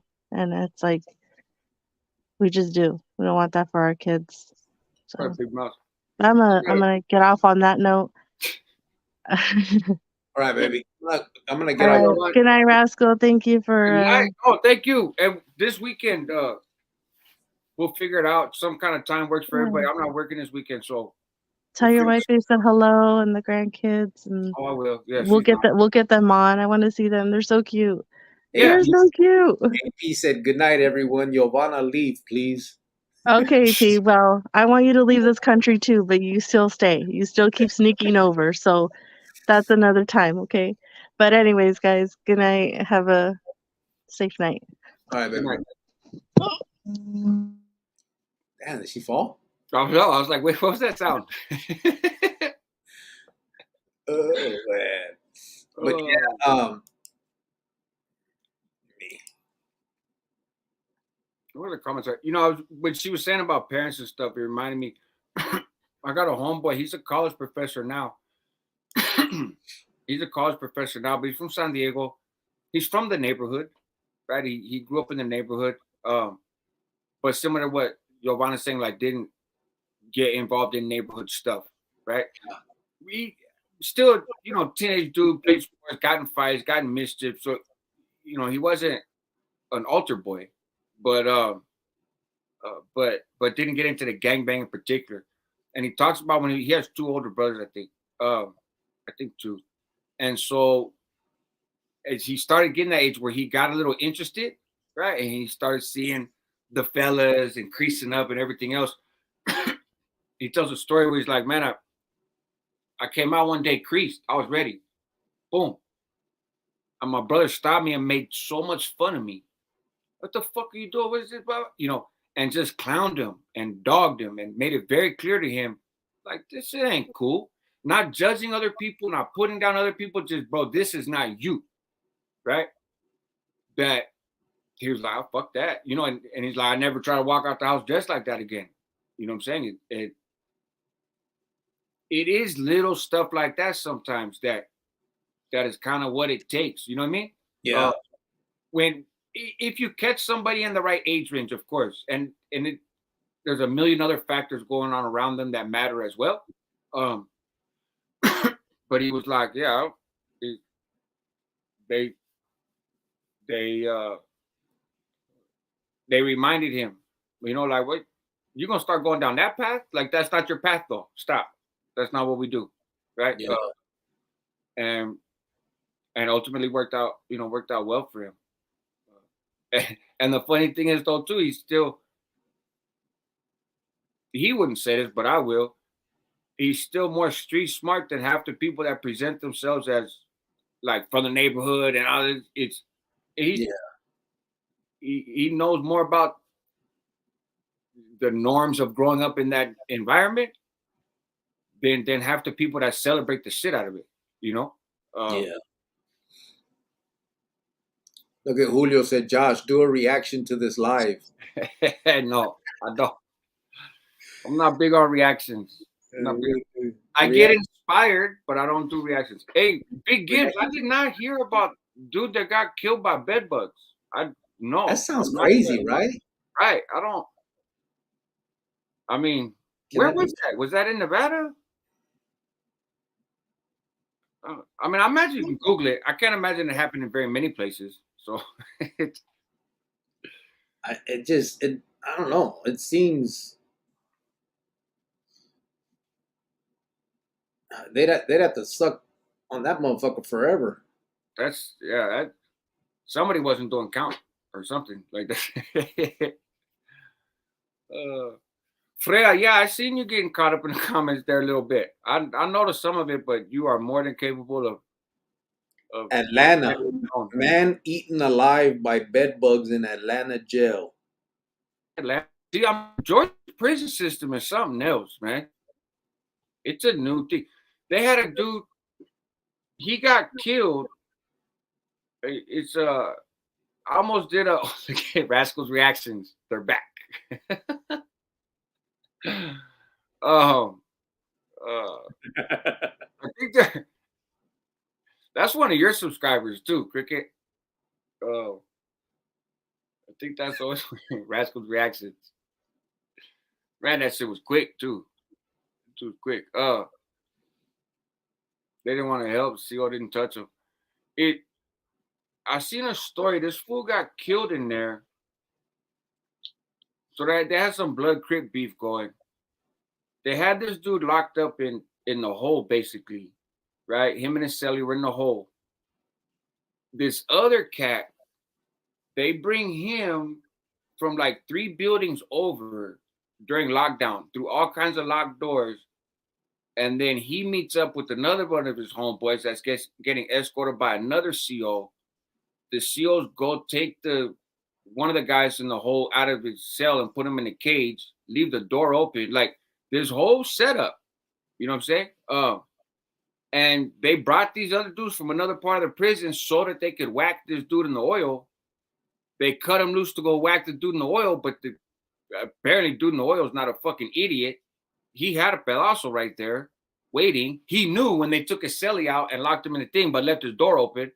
He's like, well, I knew that somebody's gonna come in and try to do something to me. So this fucking kid rushes in there thinking he's gonna get him. He catches a bone crusher to the chest and dies. And like one CO, I think, got disciplined. None of them got fired. One of them got disciplined. Like it's just a whole crazy system, but it's like you can become whatchamacallit? You can become a CO out there hella quick. And I think that's what it is folks from neighborhood just become a CO, go in there, hustle, and get out. What's up, Randy Jean? Linkbo.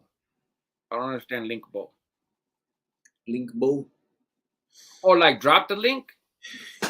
Grill, react to Rascal's reaction. Get that feria. I've seen it done before. Serio. You should react to Rascal's reaction. So have I, bro. So have I. I'm gonna get out of here, bro. I gotta be at work in 3 hours. We're gonna start new channels. Right? My reaction channel is gonna react to your reaction channel. Yeah, we're gonna do reactions the day after the chat, after we do the talk. Bro, we can get rich. Randy Jean, I'm on Cricket's StreamYard, and we're about to shut it down. We've been on it for a little over 3 hours. From the hood parents, we never let be around it. Fast forward, you married a boss. You can never judge. God runs the show, hands down. But next time, Randy Jean, next time in a heartbeat. Just it's been 3 hours. We're heading out of here. But good to see you guys. Rascals reactions. Ya sabes. Yeah, it's 2:30 where I'm at. I gotta get up at 7 for work, or 6:30 probably. All right, brother. But hey, this was fun, man. Yeah, let's do it again when we'll figure it out. Put maybe once in a while. Yeah. Once a week or something. A ver cómo la hacemos. We'll see what we do. However you want to do it. Yeah. I'm cool. No, I'm with it, bro. I appreciate you. Thank you, Cricket. We'll talk this weekend. Just hit me up. All right, brother. Ya sabes. Have a good night. Good night, everybody. I'm gonna end mine. Oh, or you end yours.